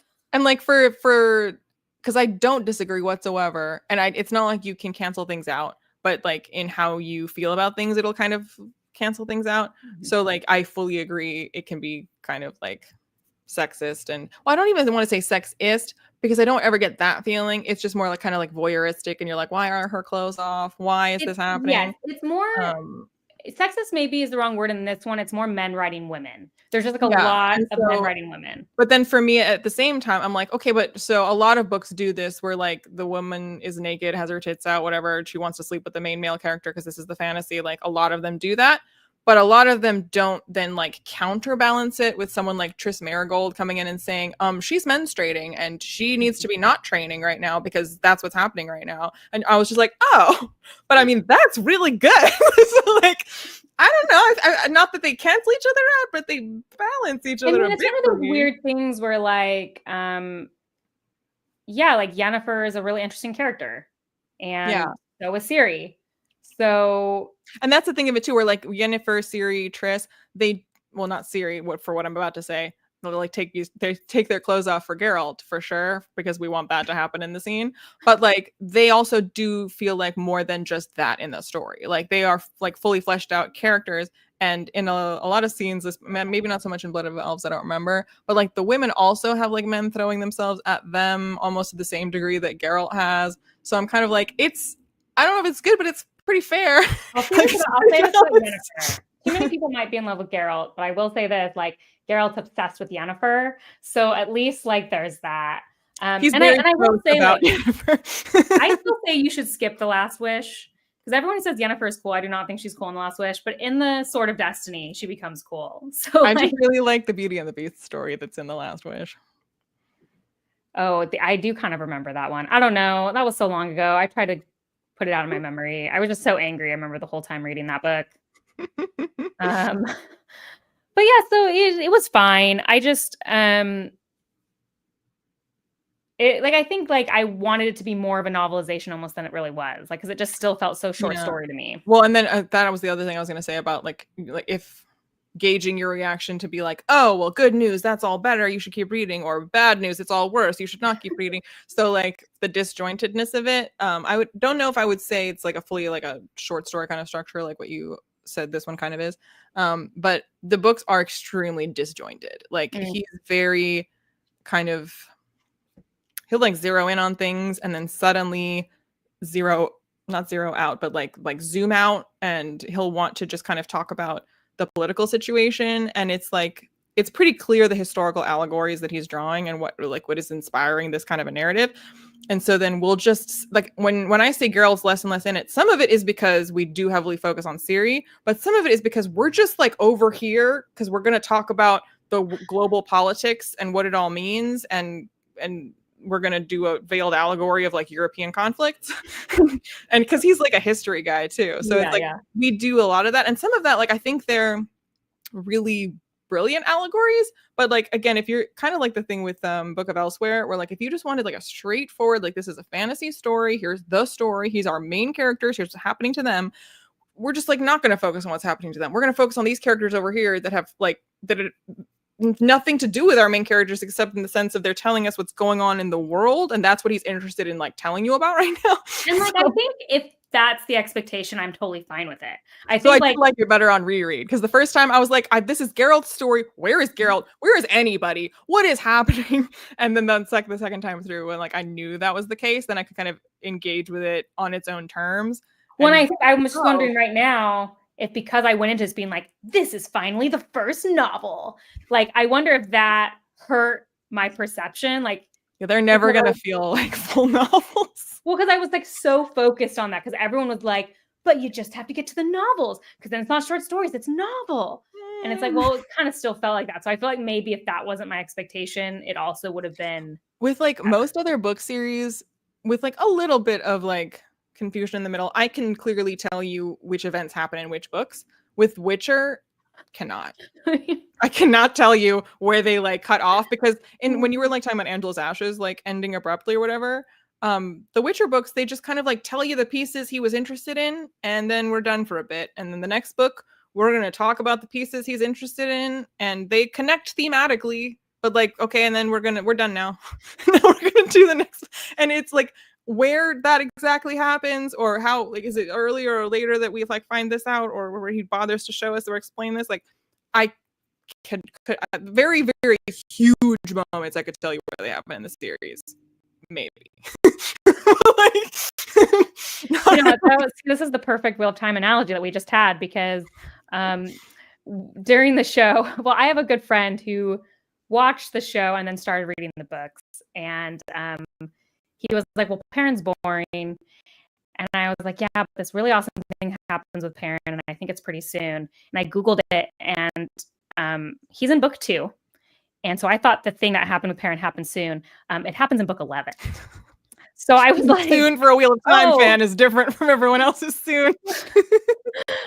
I was like, I would have like been convinced that happened in like book 4. So I also have, so there's some events that apparently I have zero idea when they happen in that series. Yeah, if you just skip the slog, then you get there in no time. I mean, there's like a famous meme about like, wow, this book is okay. That book is great.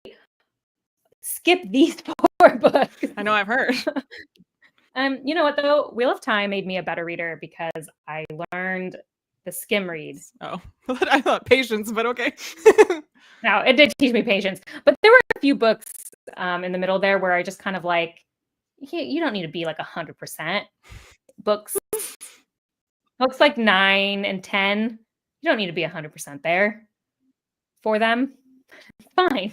I feel like with The Witcher, there were times, especially the first time around again, when I wasn't fully prepared for how all over the place this was all going to be, and I would be like, did I fall asleep? Did I miss something? Where are we now? Am I supposed to know where we are right now? Where are we now? Who is this? What's happening? I do think like it's very indicative of 90s fantasy because I think the way books were being published was just so different. Like with Wheel of Time especially, like not these a little bit in a different way, where like less was being published. And I think you have a lot more of those series that just didn't need to be that long because their publisher would be like, spread it out, spread it out, spread it out. People were reading it. It was much more like pulp, kind of stuff. So I don't know if because the Witcher books they're not super long. They're not long, but like the choppiness of them and kind of the way that they're written reminds me a little bit of that in a totally different way, obviously. No, for this, I'm more like if you wanted I think nowadays an editor would force them to be a little more like, I don't know, even if you were going to have all these kind of separate pieces, at least Sword of Destiny, unlike The Last Wish, has like the connective tissue of this kind of like framing device that connects the stories.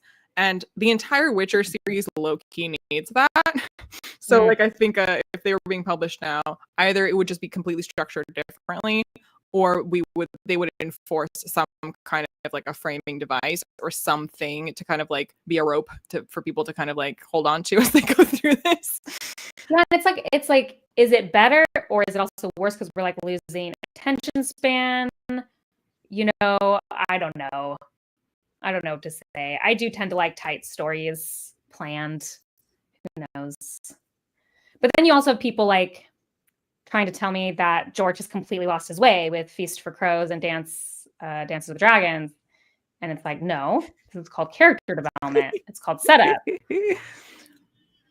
If book 6 is just the same pace as Storm of Swords, like things could change on a dime. Doesn't mean, anyway, that's my own cross to bear. Deep breath, deep breath. Speaking of Feast for Crows, though, we're talking about it soon. We sure are. You're all caught up. You know what happens in Feast for Crows?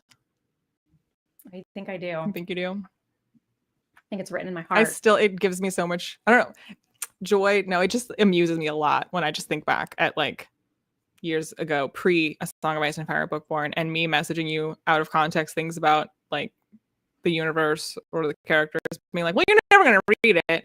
I was like, maybe you should, but I'm not going to force you. But like, anyway, so since you're never going to read it, like the way you'll tell me Cosmere things, where you're like, well, you don't care. So like, this is what happens in Winter Truth. I'm like, sure, tell me. So that was you. And like, I'd be like, so like, this is why like I defend Jaime Lannister. And you were like, yeah, I did it so often that you were like, no, I know who that is, like kind of, because you've talked. I forgot it all. You told me a lot more about House of the Dragon.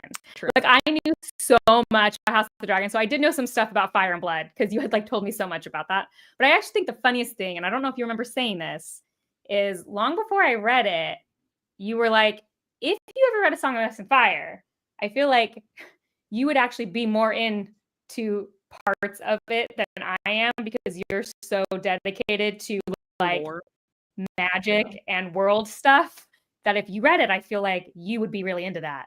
And then I read it and was really into that. Right. It's like I know you or something. But yeah, so that's gonna be well, I think fun. That's also why like both of us love First Law and A Song of Ice and Fire, but First Law is number one for me and A Song of Ice and Fire is number one for you, because of, I think, largely that reason. I actually think it's different reason. Oh, okay.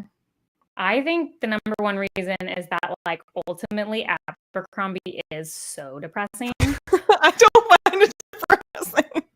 It's like Song of Ice so and Fire are way more depressing. No, wait. This is like I will go to my grave. That A Song of Ice and Fire has a lot of hope to me in it. Like it's not that it's always successful. So it's not like Starlight Archive where people get to overcome things. But like Jamie in A Feast for Crow is hopeful to me because he is trying to change, which I guess is a mild spoiler, but whatever. But like he is trying to escape, and like whether or not that is going to be successful, there is that hopeful feeling of people who are trying to do their best, and that injection of hope is something that I really like, and it's just so devoid from Abercrombie's work. So I was thinking about this literally last night about why I find like First Law so relaxing, and it's literally like my comfort read, versus something like Hop or Song of Ice and Fire or these other stories that I find much more like anxiety inducing and kind of depressing for that reason, where I'm like, oh, this like demands more of me in a way that is like emotionally like burdensome. And First Law, I do not feel like emotionally burdened. And I'm like, well, there's something kind of comforting about being kind of in the head of the villain, because like you're not the innocent little like flower that's waiting for the bad thing to happen to you. That's not the head you're in. You're in the bad thing. So the bad thing, you're the thing happening to someone. So you're not waiting for like your goodness to be crushed down by the villain. You just are the villain, and you're like, oh, I hate to do it, but crush. And you're like, that's sad. Okay. Yeah, well, I mean, it's true. There is a comfort because you know it won't end good. I don't know if you remember, you also, but like the characters heads you're in aren't like hoping for it to be good. So you're not in this kind of like, oh no, like no. There's an exception to that. And I can't say it here because it's a big spoiler, but I think I'm going to be able to jog your memory. Remember, there was quite a distance between when I read the first trilogy and Age of Madness, and there was one very key thing I forgot. And I was messaging you like, these two characters are really happy. Yeah, that never. I was just waiting for that to. At no point was I hopeful. That's true. I guess if you read this the correct way, at no point you're hopeful. But I was like, this is really happy. I remember distinctly messaging you being like, I'm confused. I think it was after. I was like, oh, I remembered right before the reveal. I was like, oh my gosh, I've been such an idiot this whole book. I knew this. So I did have that feeling. That was tough. But I did know. I was like, well, they're too happy. That's the dead giveaway.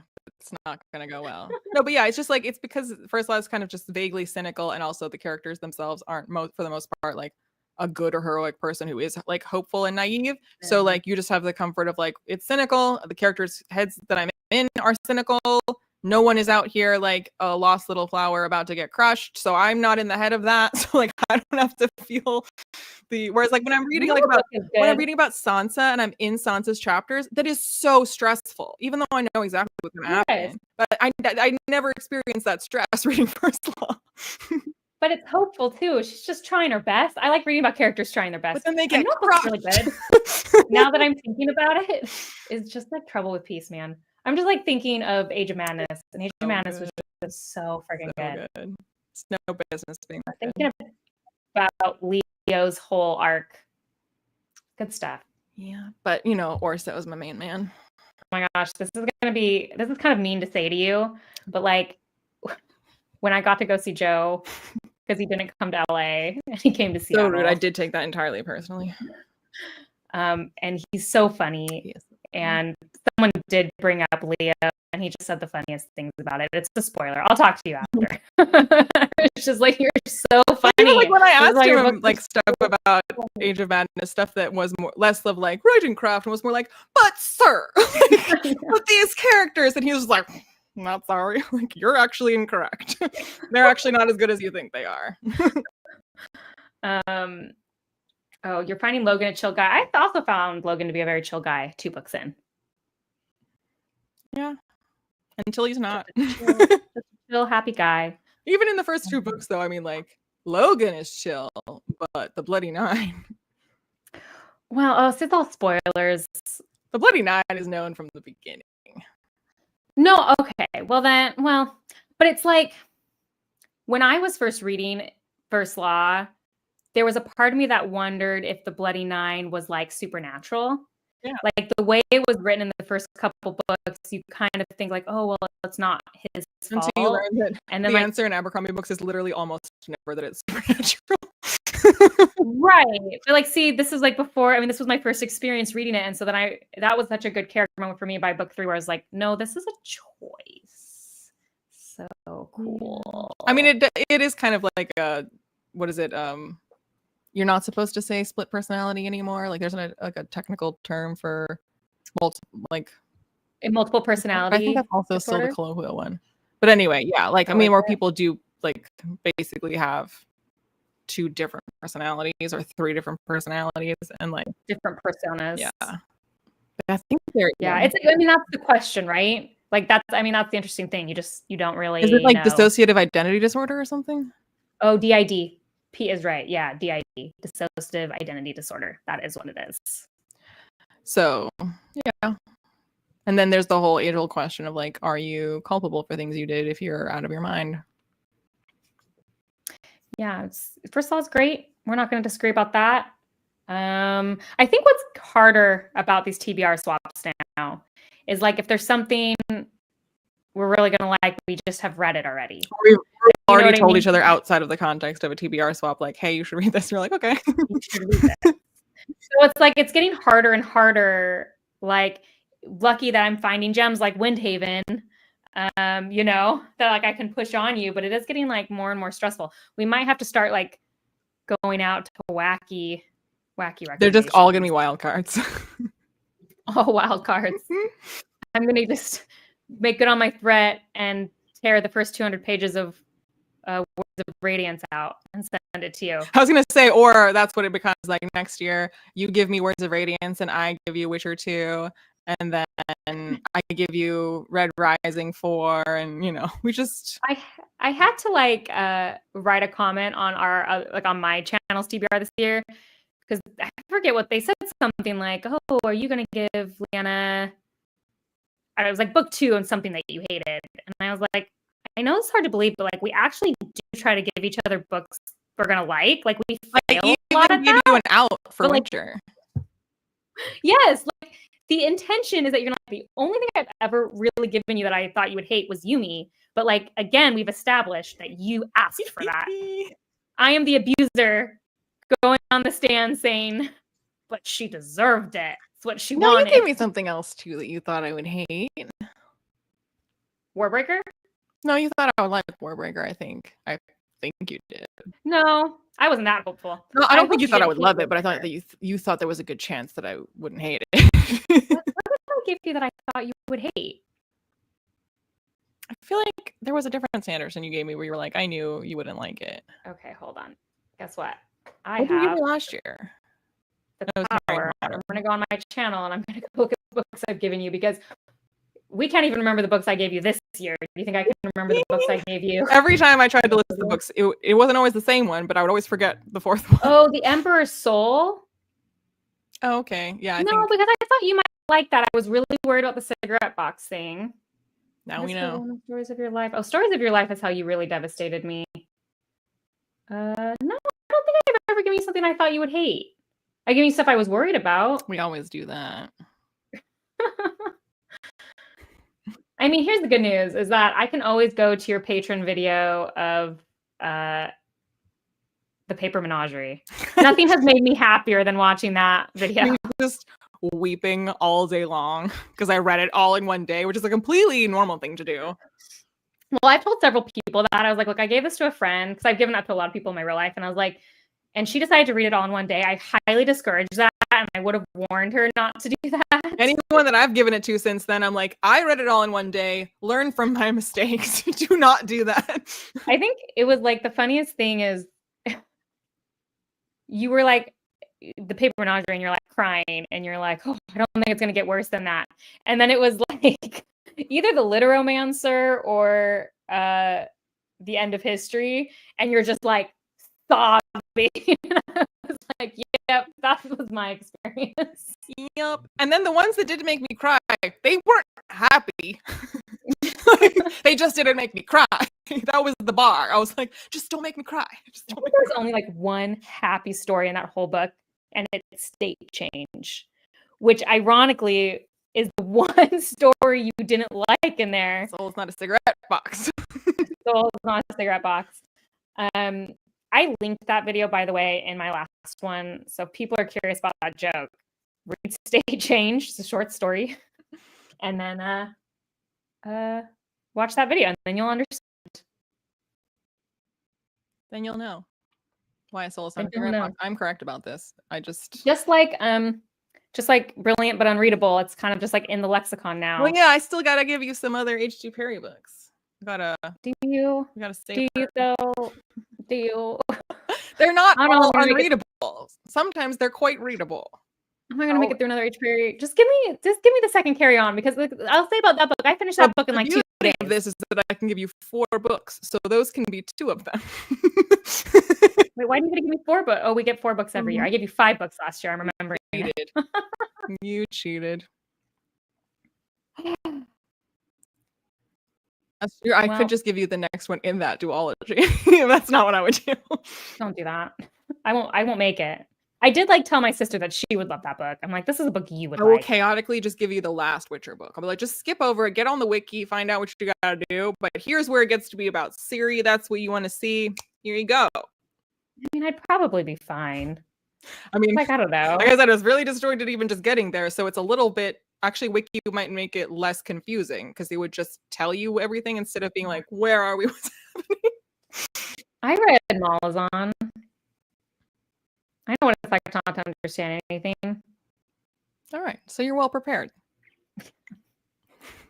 They just throw stuff. That's better on reread, Liana. Those books are meant to be reread and really Anytime you dislike a book that everyone else likes, you have to read it again and again and again and again. In my Lord of the Rings video, the should you read it? I was so I definitely repeated myself way more than I probably needed to about the whole if you don't like it the first time, maybe try it again, because it's one that you kind of have to get to know. And then I was like, but to be clear, I am not saying that if you don't like it, you just haven't read it enough times, because if you read it enough times, there comes a point where you will love it. That's not what I'm trying to say. I'm just saying maybe try it again. Maybe it may not work for you as well the first time, but if you really didn't like it, that's also a take you can have. Yeah, it's one of those things we talk about. It's really annoying when you dislike a book and someone's like, well, you didn't get it. It's no, I got it. But then every once in a while you do meet a person and it's really but you didn't get it. You know what I mean? When you're hearing them dislike a book and them and you want to be the one that's you didn't get it. Yeah, and it's okay, I'm not gonna say that because I don't believe in it, but I'm talking to you as an individual and I actually think you actually. So what you mean is when you and I don't like a book, it's never because we didn't get it. But for other people, that's sometimes the case. Yeah, and maybe and I will say this, actually, this is great. With The Last Wish, I really hated on something. And one of the nice comments that I called was I don't think you understood this part of the book. And this is how I think it's supposed to be read. And it changed my mind about it. So it is possible. I mean, they didn't say I didn't get the book. They decided I didn't get one part of the book, which I think is a very different vibe. We were just talking about another book that people chronically misunderstand. What book was that? The Secret History. Oh, yes. A lot of good reviews of that book make me think that people did not understand it. Both positive and negative. No one got it. Someone asked me if I finished Malazan. No, I read 3 books of Malazan, and here's what happened. I finished the 3rd one, which is Memories of Ice, and then I read A Game of Thrones, and A Game of Thrones was so good that I read all the other books after. And then I thought, I don't know. What? Do you like A Song of Ice and Fire? It's up in the air. People aren't sure. And then it was just I read them really close together. And my experience reading A Song of Ice and Fire was so much more enjoyable that it made me question if I was really enjoying Malazan that much. Because I was enjoying Malazan, but then when when you read a book that's life-changing and suddenly it's a different perspective. So it just made it hard for me to go back. I don't know. I might finish the series. I'm just not, I don't know. Yeah, I think usually I can't, there would have to be something truly a linchpin of a story that I have really, really misunderstood that would need to be that it could be corrected, where I'd be oh, you explaining this to me has now changed my opinion of this book, and now actually I might like it or love it or something like that. But I feel like usually if there's something that I did completely misunderstand, it'll be like, okay, I did misunderstand that, but that's not like what the book is about. So it's like, okay, fair enough, I was wrong about that, but it's kind of irrelevant to the overall feeling. I think there's only one instance where not understanding really changed my view of a whole book. I think every other instance it's only been of a moment. So like I remember when I was like a piece of world building or something. Yes, because like I remember you did one of these in our first live ever, Best Served Colds. Because I said like, oh, it's really bothering me. Like this was like before with Best Served Cold. I still didn't quite understand how good Abercrombie was at character voice. I feel like I didn't quite understand yet. I like that we opened with revenge and we've continued that theme. That's true. And it was like, I was saying like, oh, the one guy, he just like talks so sexistly about the girl. And he's like, yeah, but she's always, I was saying how, I don't remember any of the character names. And so it's always saying how fat that girl is. And you were like, yeah, because it's always from that one guy's perspective who's the worst. It's never said in any other perspective. Like, oh, I'm such an idiot. That was clearly a character choice. And then like it totally changed how I saw that. But like that's not the whole book. It didn't change how I felt about the book. It was like a moment. No, I think the only book, have you read 100 Years of Solitude? No, but I want to. So I read that and really struggled like with a lot of the stuff that happened in the book. And then like I did research after and I learned all about the historical stuff that was actually underpinnings of that book, like history that I didn't know of South America and stuff like that and Colombia and all that stuff. And that did totally change how I viewed the book. I was like, oh, I kind of wish I had more historical context for when this book was written. And it did make me like the book more. But I think that's one of those weird situations where like that is like a very intellectual book. That is a book that's probably good to be studied. Well, that's one of those where like with the Slewfoot and the Crucible, it's like, if you did know about the Salem witch trials, but if you didn't, you'd be like, you'd have to have Googled that, be like, oh, I totally get now what this is like about. But it like, and it was also like self-inflicted too. It was like no one was telling me anything. It was like I could tell that I was missing an important element for this book. This isn't for a book, but my brother and I watched what was that movie? The Banshees of Inisherin. And I really like that director, and I really like a lot of the actors in it, and it got really, really amazing reviews and everything. And he and I watched it, and we were like, it's by no means a bad film, but it was like really bizarre and really unsettling and like upsetting to watch. And I don't know that I got why it was like that. And so he and I Googled it and we're like, oh, this was all a big metaphor for this like super specific like historical situation. And like these individual characters kind of represent, they're like avatars of these like sides in this. And like this stuff they're doing to each other is like kind of like a micro version of that big macro. I was like, okay, like I get it now, because just watching this movie with no context, I was like, you just literally really weird and awful. 100% described my experience with 100 Years of Solitude. Because like really disturbing stuff was happening. And I was just kind of like, everyone says they love this book and like it's disturbing. And then you look up, oh, that is specifically representing this thing that happened in history. And you're like, oh, okay. So if you do read that book, I recommend like maybe reading some, well, maybe you already know about it, but reading some of the history that it's based on. Well, if you watch Banshees of Inisherin, I recommend Googling the historical context.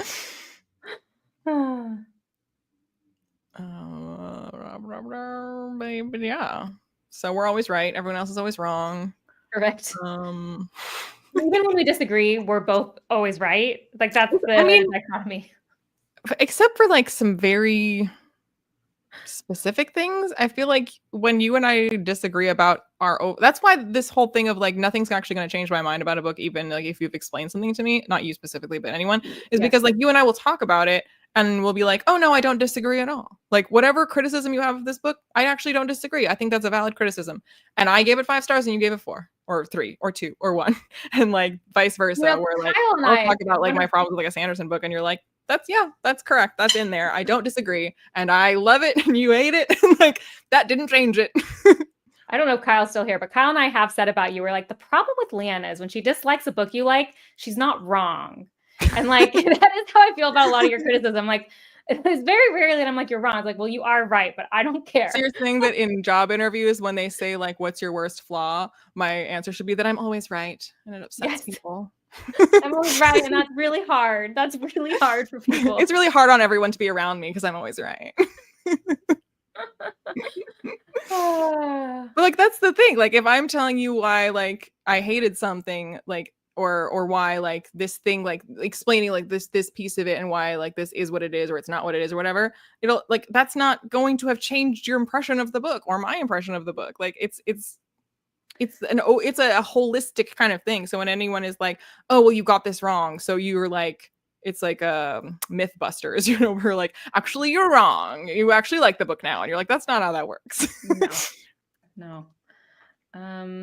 I think if anything, like you said, knowing an element can make me appreciate a book more, but it usually doesn't change my reading experience. Yeah, So it'll it's help me like, like understand when I'm like sitting there going like, okay, I really, really hated this, and I know a lot of people really love this, and I don't. There's no universe in which I suddenly love it, but I would dearly love to know what it is that they are seeing in it that I clearly am not. It was so many years before I actually got that for Way of Kings, because anytime I try to have a conversation with somebody about it, or I was like, I don't want to have a fight with you, I don't want you to convince me that it's actually brilliant. None of that. I'm not trying to do a gotcha.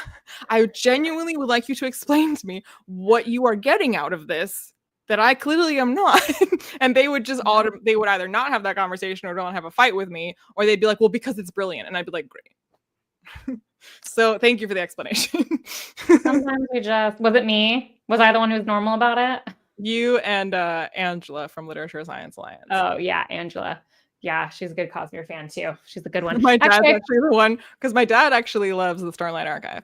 And so I was like, you're my father. You can't be like an internet angry person. I was like, tell me, like, because he recommended I read Way of Kings. That's part of why I had it and why I read it. And he, when I was starting to read it, he was like, oh yeah, that's a good one. Like, you'll enjoy that. And I was like, I am not enjoying it. But so then I was like, so like, why do you love it? I know you do. You recommended it to me. Like, what do you love about it so much? And he's like, well, it's just so epic. And I was like, I mean, I guess, but like, can we dig in a little? Like, what do you mean by that? Like, in what sense? He's like, well, I mean, there's just so much in it. And I was like, a lot of words and pages, can't disagree. So like, but like, what about them though? Like, what is it that you're loving? And he's just like, I don't know. It's just. Sometimes you can't like, okay, forget it. Never mind. Yeah, I actually do find for the most part, there are notable exceptions, but for the most part, that's why creators like talking to other creators, because they're usually like decently normal about it. Like, okay, that's fine. We don't like the same things. It's whatever. Like, we've all been yelled at by people who can't handle that, so we know what that's like. It's kind of like me though, giving my dad and forcing him to read like all 10 Abercrombie books, but just slowly tricking him into it. Because he's like, oh, so Age of Madness, you love Age of Madness. I'm like, yeah, but it's the second trilogy, so you got to read the first trilogy. You ready? Can I read Age of Madness? Well, I think it's good if you read Best Served Cold. Can I read Age of Madness? Well, okay, just read the heroes. I won't make you read Red Country. And he's like, okay, I am now 5 books in. I'm like, okay, now you can read. I think he's further than my dad's ever gotten in First Law, whereas he, I think, is caught up on Stormlight Archive. Yeah, my dad ended up reading it all. I had him skip Red Country and Sharp Ends, but otherwise I made him read all of it. And Sharp Ends is so good. Sharp Ends is so good, but like, here's the thing. My dad just really wanted to read Age of Madness. So it's like, I love Sharp Ends. I think it's so underrated. But you can skip Red Country. My dad did really like Abercrombie a lot. But at the end of Age of Madness, he did go, that was just really depressing. He's like, that's the thing though. Age of Madness is so much more depressing than the original trilogy for the exact reason that I said earlier. It's because the characters like actually are a little bit hopeful, and that's what's depressing about it. I know, because I definitely almost think he liked the first trilogy more. It's more relaxing. But I mean, he read all of them, so I got him to do it. Anyway. Yeah.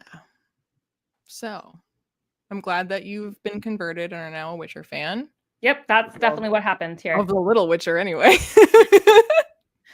Well, you're a fan of some kind of Witcher. That, when my daughter finished The Little Witcher, she came and said, Mom, I love this. Now I'm ready for The Big Witcher.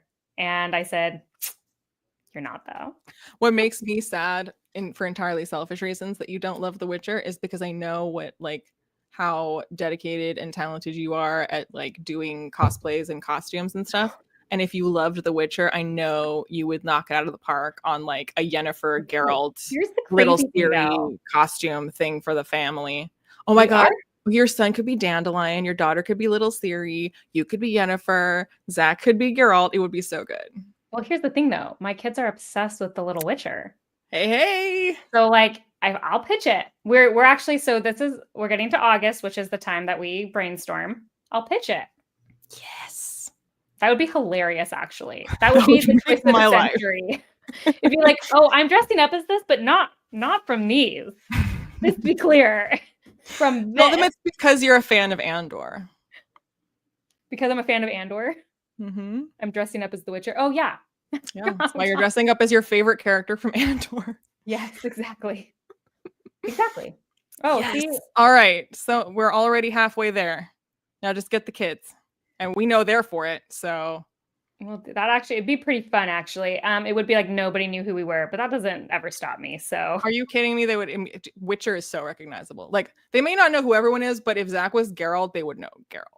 That's true. That is true. Like, he would be recognizable. I'd have to definitely take a lot of inspiration probably from the video game. Since that's covers of the books are all. Oh, I guess the show. The show. What am I saying? Yeah. I guess the show. Or the video game. The video game is much more well received than the show. Right, but I feel like, no matter how well or not well a show is received, like when you dress up as something, like that's the iconography. Like, but I think people recognize the Witcher like game characters much more than the show, except for Henry Cavill, maybe. Like the way Dandelion looks in the game with like the poofy purple hat and whatever, like that's what people imagine Dandelion. And then they get reminded that, oh yeah, he's also this character called Jaskier in the show where he looks nothing like that. Wait. Dandelion wasn't in the show? He is in the show, but they decided not to call him Dandelion because they thought that would be silly. And the reason he's called Dandelion is because in Polish, his name is Jaskier, which is the name of a flower. And instead of just calling him Dandelion, like it is in English, they called him the original Jaskier, like the Polish name, because then the American audience wouldn't know that's the name of a flower. I see. But I love the name Dandelion. Yeah. And it's so part funny. Of the silliness of him. Like that's the whole point. His name is Dandelion. Like literally when I first started watching the show and they called him Jaskier, just like you, I was like, I assumed this character was Dandelion. Is Dandelion not going to be in this? Is this not Dandelion? And then I gradually realized, like, no, he is Dandelion by another name. Like, great. Yeah, that's already a bad choice. This is like in Game of Thrones when they decided that Asha and Asha would be incomprehensible to an audience. And so they had to rename her Yara. And I was like, oh, this is definitely going to be Theon's sister. And then she says her name. And I was like, oh, I was sure this is the scene with Theon's sister. Who is this then? And then realized, like, no, it is his sister. Did I get the name wrong? I swear her name is not Yara. It's Asha. And I was like, no, I am right. They're wrong. This is stupid. This is more confusing. Yeah, I think, what was I going to say about Witcher 3? I don't know. It left my head. Yes, everyone is agreeing that this is what you should do. It's been decided. Zach would actually make a great Geralt. You'd make a great Yennefer. I could be Yennefer. Sure. But if you would prefer to be Triss or Tisaya or Philip Eilhart, there's so many female characters in Witcher, actually. Like, yeah, it has to just be. Does Yennefer show up in the Witcher 3 video game? Yeah. Okay, so I just thought of course Yennefer shows up. I know we're winding down, so I'm just gonna say, if anyone can figure out the connection of why we're wearing Andor shirts, you get 10 Liena's Bookborn library points. Yes. To be turned in at a later date. 10 points to Gryffindor to whoever. You can submit your ideas in the comment section below. Yeah. I mean, this is an accurate statement. Ravenclaw. It's not the reason. No, I guess I should say it has a connection to one of the TBR picks. Yes. Beyond just us trying to fool you. I guess it's been several years. Do people know the lore that like several times people have confused us for each other? I think we bring it up at these chats. So I think they know. This is why we wear matching shirts. That's where it started, because like Leanna would get messages being like, oh, so you love Sanderson. can you tell me what to do next? And you were like, not me. I got it the opposite way though, where it's like something, I think it was for Malazan or something like, yeah, you made that terrible Malazan video. Someone tagged me thanking me for recommending to them the book that wouldn't burn. And I was like, I have never even read that. I think you are thinking of Bookborn. I have not read that. I don't know. Yeah. I've definitely gotten that too, but it was more like hatred, like you hated this and I'm mad at you. And I was like, dude, I have not. I haven't read that. I don't know what to tell you. It wasn't me. That was actually, you know what's funny? Okay, I know you're trying to end this. I got a message from someone. I'm actually monitoring to see if anyone figures out okay. why I'm wearing these shirts. Like, I got a message from someone I actually had to block on Instagram, which I rarely do. But they were like, you don't like anything. You hate The Witcher and you hate A Song of Ice and Fire and you just talk bad about it all the time. And I was like, dude, I have never read A Song of Ice and Fire. Like, I have never talked bad about it. The only thing I've said is I don't think I'll like it because it has like a lot of sex stuff in it, like assault. I have never said that. And the irony now for me, like, where is that person? Where are they? Find that comment and like, I'm now known as an A Song of Ice and Fire booktuber. I was on Reddit and people were like, who are this Song of Ice and Fire booktubers? And my name was in it. Well, and similar reverse irony was that then you made me read the book that wouldn't burn, and I didn't really like it very much, so I would not have recommended it. One grand circle, the snake eating its tail. Oh man. Yep. That's not why we're wearing these shirts, but yeah.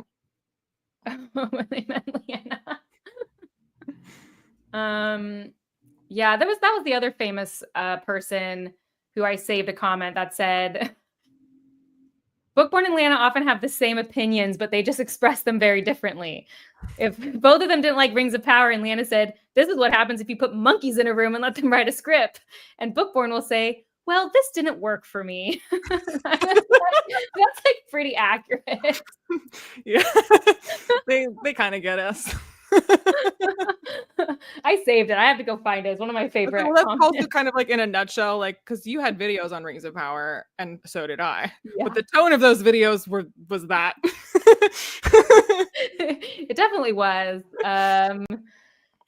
But let's see. Book of Arthur. Andor is the name of a precious metals company that's your new sponsor. I wish. Oh yeah. David, you did the good work. I think you were the person who commented that timestamp for me, because now I can just timestamp it every other time. Is this where I'm at? At 2 minutes and 3 seconds in my video today, I said, I know you're going to want to comment, but George will never finish this. I don't care and I don't want to hear it. And I got so many of those comments. And so David just responded with the timestamp. And then I've just been responding with the timestamp. But like, they didn't make it 2 minutes in. Yeah. Anyway. I mean, those same people probably didn't make it 1 minute and they didn't make it 1 second in. Like the amount of times you and I have messaged each other where we're like, this commenter clicked on the video and commented without watching a single second of this video. They're going off vibes. Like there's just like no response whatsoever to what is actually being said. The funny one about this video is like A Song of Ice and Fire wasn't in the thumbnail or anything like that. It was just like recommending a book from every subgenre of fantasy. So that was like my epic fantasy recommendation. And so it's like, literally I lift up the book and say, obviously A Song of Ice and Fire is my recommendation. They had to like pause the video and respond like right then, because then like I literally immediately, the next words out of my mouth are like, don't comment that it won't be finished.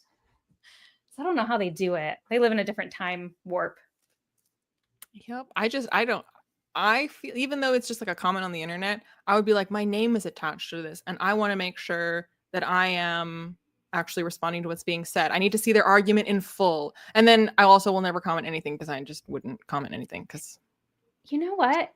I'm so glad we share that in common, because I've just never commented or like liked a YouTube video ever until I became a booktuber. And now sometimes like I go on my friends' channels and say things. And really, like, I think the only time I'd ever would have felt compelled to comment something, and I think I did like once, was because I felt passionately positively about it. And I was like, I just have to let you know, like, you deserve to know what an amazing thing you've done. Like, I want you to know that, kind of thing. Whereas, like, if somebody, like, I don't like them or I disagree with them or they say something that's dumb or wrong, I'm just like, next video. I just click off.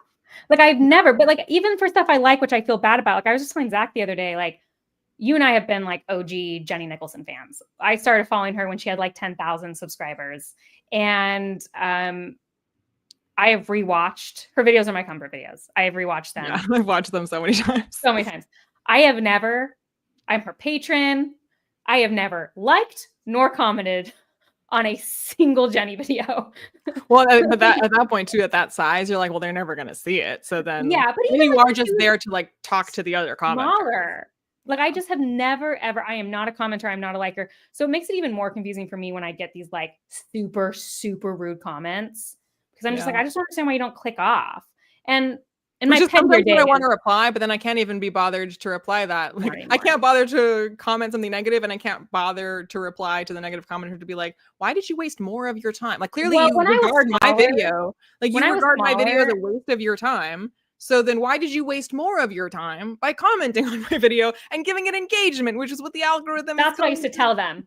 I used to be like, look, thanks for the engagement. Like, that's when I was smaller and people would be mean. I'd be like, thanks for the engagement. Like, you disliking and commenting on this and watch and keep clicking on it. Like, if you really dislike something, clicking off is the worst thing you can do. Like, that tanks the person's video. But like these people think. I mean, you know what I mean? Like, you get some of these comments and you're like, well, I'm trying to be rational to an irrational being. Like, of the hundreds, like however many comments that I've seen that I've been like, I have a response to that, and then I never actually do it. Then like the 1 or 2 times that I've actually done it because I was just in the mood that day and I was like, yeah, you know what? I am going to do it. Every single time, it's like never paid off because they either don't get it or they say something even dumber in response. And I'm just like, oh, my wit is wasted here. I will say, like, my favorite one I ever did, though, I just found it because it got deleted. I have a screenshot of it, though. I forget. The person said something weird, and I responded, and at the end, I put a kiss emoji, like, to be passive-aggressive. And the person commented, oh, my gosh, you're so thirsty. Like, why are you flirting with everyone? I remember you showing me that. And I was like, oh, my gosh, this delusional man on the internet thinks my mean comment is flirting. And then clearly someone must have commented something because he deleted the whole thing. And I'm so glad I have a screenshot. But that is like when I need to show people like how delusional people are on the internet. That's my favorite moment. Yep. It's wild out should there. we tell people? Because now they're thinking that there's no reason. We've had some valiant efforts. Some honorable mentions. None of them are the reason. So a few days ago, I sent LIene a reel, as we often do. A majority of our Instagram chat is just reels. And it was a fun fact that the actress, put your guesses in now before you watch this part. The actress who played Deidre, I got in trouble for saying it that way, Dedra, in Andor voiced Yennefer in the Witcher video games. I already knew that. You didn't say so. I asked if you knew it. Oh, well, I did. Okay, well, you should have said that. I didn't know. But I know you didn't like Witcher, so I don't think I ever told you because I was like, you won't care about this. No. Is Bookborn the woman behind the curtain of LIene's go to Instagram stories? Absolutely not. It's the other way around. I send LIene 1 reel for every 500 she sends me. I think that is like actually better. You don't need an algorithm. I curate the internet for you. That's like literally true because I have a time limiter on Instagram. I'm rarely doing it, like only every once in a while. So like you are the reason I have interesting stuff like that I watch. And like at least 20% of them are for my kids. There is a lot that are for your kids. And they are very appreciative. And get a little salty, like if you haven't sent them something in a while. I curate the internet for the entire Bookborn family. It's exactly right. It's just like she is running our media. But yeah, basically when we were like, how are we going to match? And I was like, so are you going to wear your Witcher shirt or your Red Rising shirt or what are we doing? And she was like, ha, ha, ha.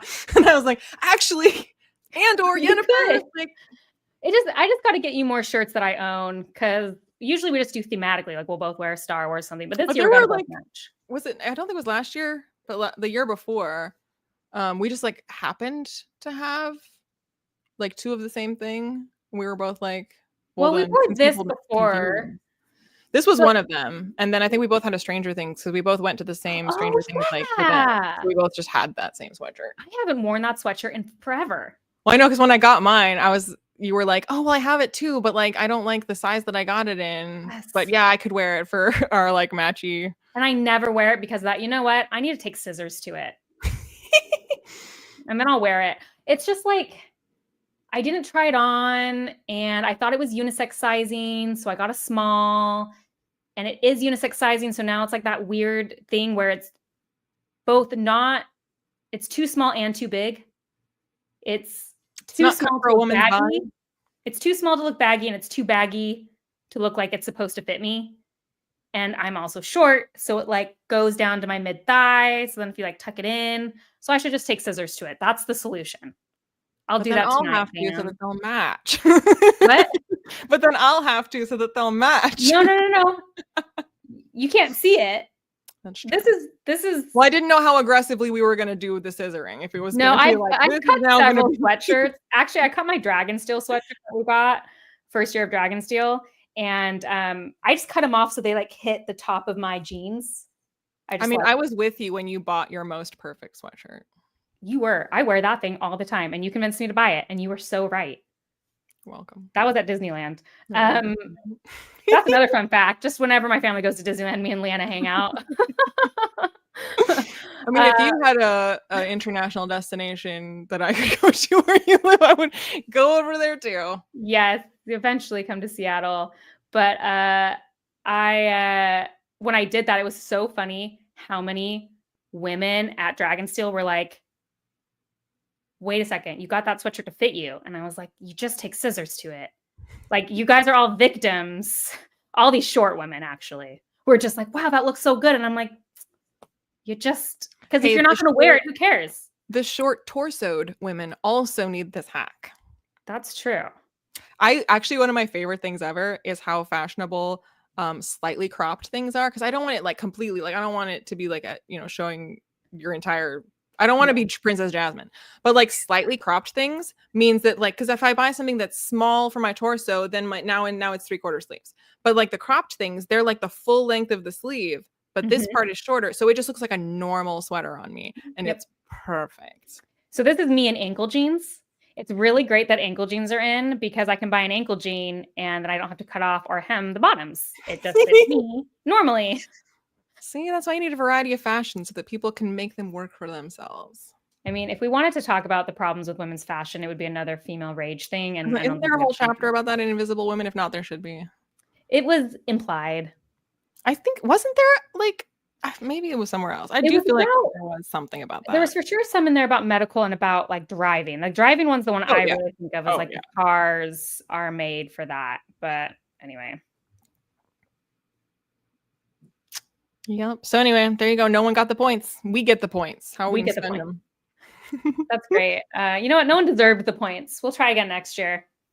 Yep. Can't be considered a fan unless you get one of them right. So this year, no one got it. We need to get progressively more obscure, deep lore, like deep cuts for. Yes, a lot of people here were trying to like be like, I did know that. Well, you didn't say it, so I don't know. Didn't say it. So often I'll say a thing like recognize somebody or like make a connection when I'm watching the movie with my mom, and she was like, I was thinking that. I was like, but you didn't say it. I said it, so I get the credit.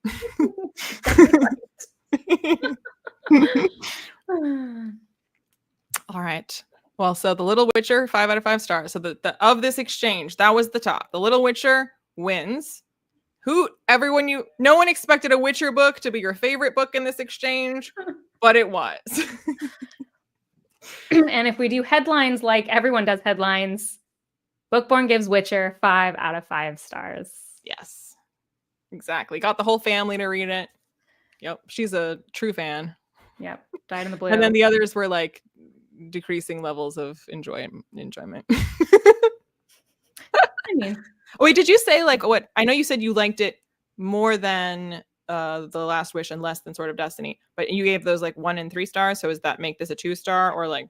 No, 2.5. It was like really close. I was like between 2.5 and 3, but I was like, just for ease, since I like it a little less than Sword of Destiny, I'll just give it a 2.5. But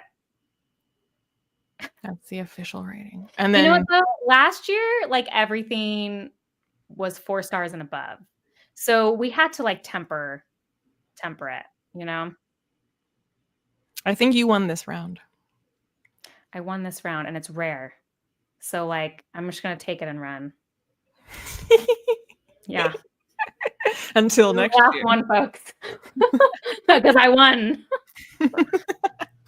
Okay, I got to up my game. No more wild cards, just guarantees. Is there ever a guarantee in this game? Carry on too. In the game of TBRs. Okay. Good night. Bye.